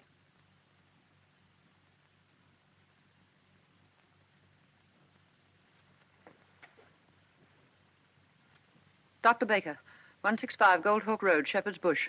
There you are, Colonel. There's where you'll find your motive. Go and question Dr. Baker. He'll tell you why Rebecca went to him, to confirm the fact that she was going to have a child. A sweet, curly-headed little child. It isn't true. It isn't true. She would have told me. She told Max about it. Max knew he wasn't the father, so like the gentleman of the old school that he is, he killed her. I'm afraid we shall have to question this, Dr. Baker. Here. But for safety's sake, I think I'd like to go along, too. Yes, unfortunately, I suppose you have the right to ask that. I'll see the coroner and have the inquest postponed pending further evidence. I say, aren't you rather afraid that the prisoner, shall we say, might bolt? You have my word for it that he will not do that. Toodaloo, Max. Come along, Danny. Let's leave the unhappy couple to spend their last moments together alone.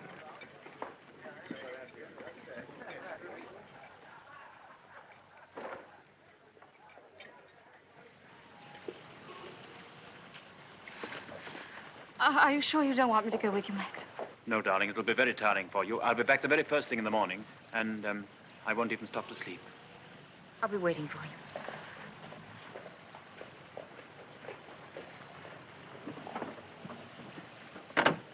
Ready, Maxim? Yes. You two go on ahead. I'll follow with Favell.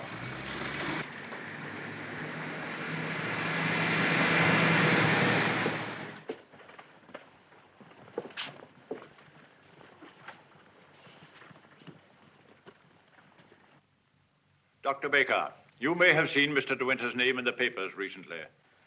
Oh, yes, in connection with the body that was found in a boat. My wife was reading all about it. A very sad case. My condolences. No, this is going to take hours. Let me... Don't bother, Favell. I think I can tell Dr. Baker. We're trying to discover certain facts concerning the late Mrs. De Winter's activities on the day of her death. October the 12th last year. And I want you to tell me, if you can, if anyone of that name paid you a visit on that date. I'm awfully sorry. I'm afraid I can't help you. I should have remembered the name De Winter. I've never attended a Mrs. De Winter in my life. Well, how can you possibly tell all your patients' names? I can look it up in my engagement diary, if you like. Did you say the 12th of October? Yes. Here we are. No De Winter. Are you sure? Well, here are all the appointments for that day. Ross, Campbell, Stedall, Perino, Danvers, Danny? Yeah. What the devil? Would you read that name again? Did you say Danvers? Yes, I have a Mrs. Danvers for 3 o'clock. What did she look like? Can you remember? Yes, I remember her quite well. She was a very beautiful woman. Tall, dark, exquisitely dressed. Rebecca. The lady must have used an assumed name. Is that so? This is a surprise. I'd known her a long time. What was the matter with her? My dear sir, there are certain ethics. Could you supply a reason, Dr. Baker, for Mrs. De Winter's suicide? For her murder, you mean? She was going to have a kid, wasn't she? Come on, out with it. Tell me, what else would a woman of her class be doing in a dump like this? I take it the official nature of this visit makes it necessary for me to... I assure you, we'd not be troubling you if it were not necessary. You want to know if I can suggest any motive as to why Mrs. De Winter should have taken her life? Yes, I think I can. The woman who called herself Mrs. Danvers was very seriously ill. She was not going to have a child. Well, that was what she thought. My diagnosis was different. I sent her to a well-known specialist for an examination and x-rays. And on this date, she returned to me for his report. I remember her standing here, holding out her hand for the photograph. I want to know the truth, she said. I don't want soft words in a bedside manner. If I'm for it, you can tell me right away. I knew she was not the type to accept a lie. She'd asked for the truth. I let her have it. She thanked me. I never saw her again, so I assumed that... What was wrong with her? Cancer. Yes, the growth was deep-rooted. An operation would have been no earthly use at all. In a short time, she would have been under morphia. There was nothing that could be done for her, except wait. Did she say anything when you told her? She smiled in a queer sort of way. Your wife was a wonderful woman, Mr. De Winter. And, oh, yes, I remember she said something that struck me as being very peculiar at the time. When I told her it was a matter of months, she said, "Oh, no, doctor, not that long." You've been very kind. You've told us all we wanted to know. We should probably need an official verification. Verification? Yes, to confirm the verdict of suicide. I understand. Can I offer you gentlemen a glass of sherry? Oh, very kind. I think we ought to be going. Thank heaven we know the truth.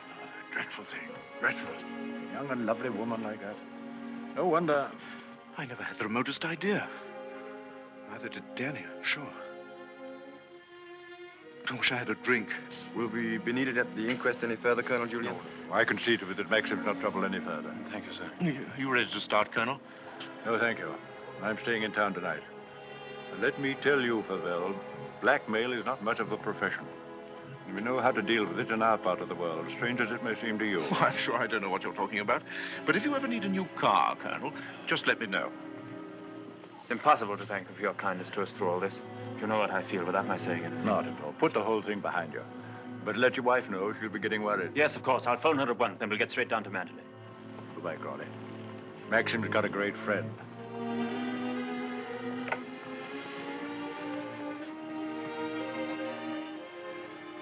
Frank, Yes, Maxim? Something you don't know. Oh, no, there isn't.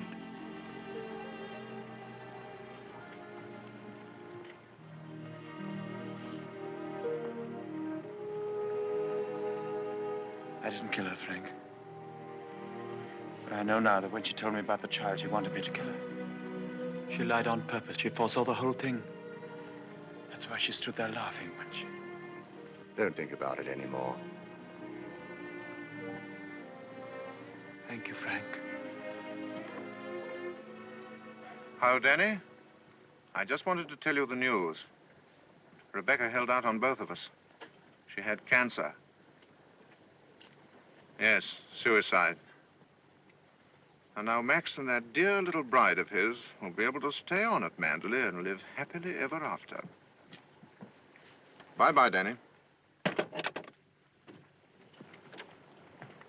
This your car, sir? Yes? Will you be going soon? This isn't a parking place, you know. Oh, isn't it? Well, people are entitled to leave their cars outside if they want to. It's a pity some of you fellows haven't anything better to do. When you phoned, did she say she'd wait up?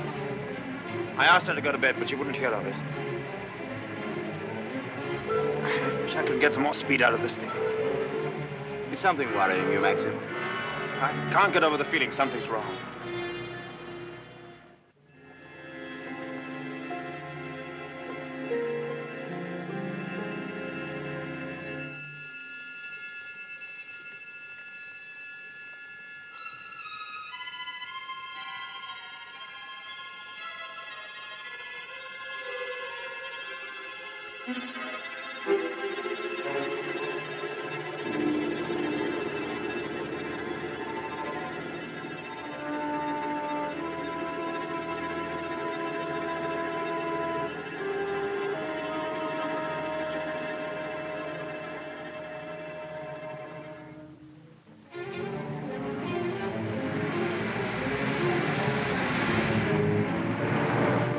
Frank.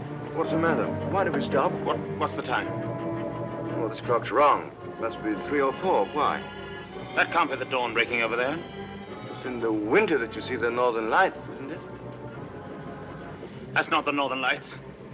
That's Manderley.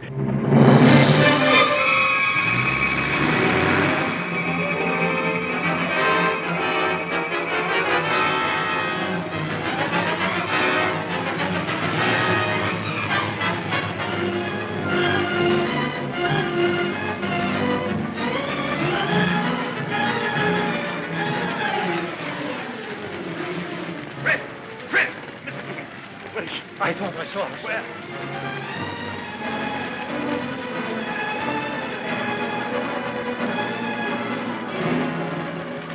Maxie! Thank heaven you've come back to me. Are you all right, darling? Oh, yes. Are you all right? Mrs. Danvers. She's gone mad. She said she'd rather destroy Manderley than see us happy here. Look! The West Wing!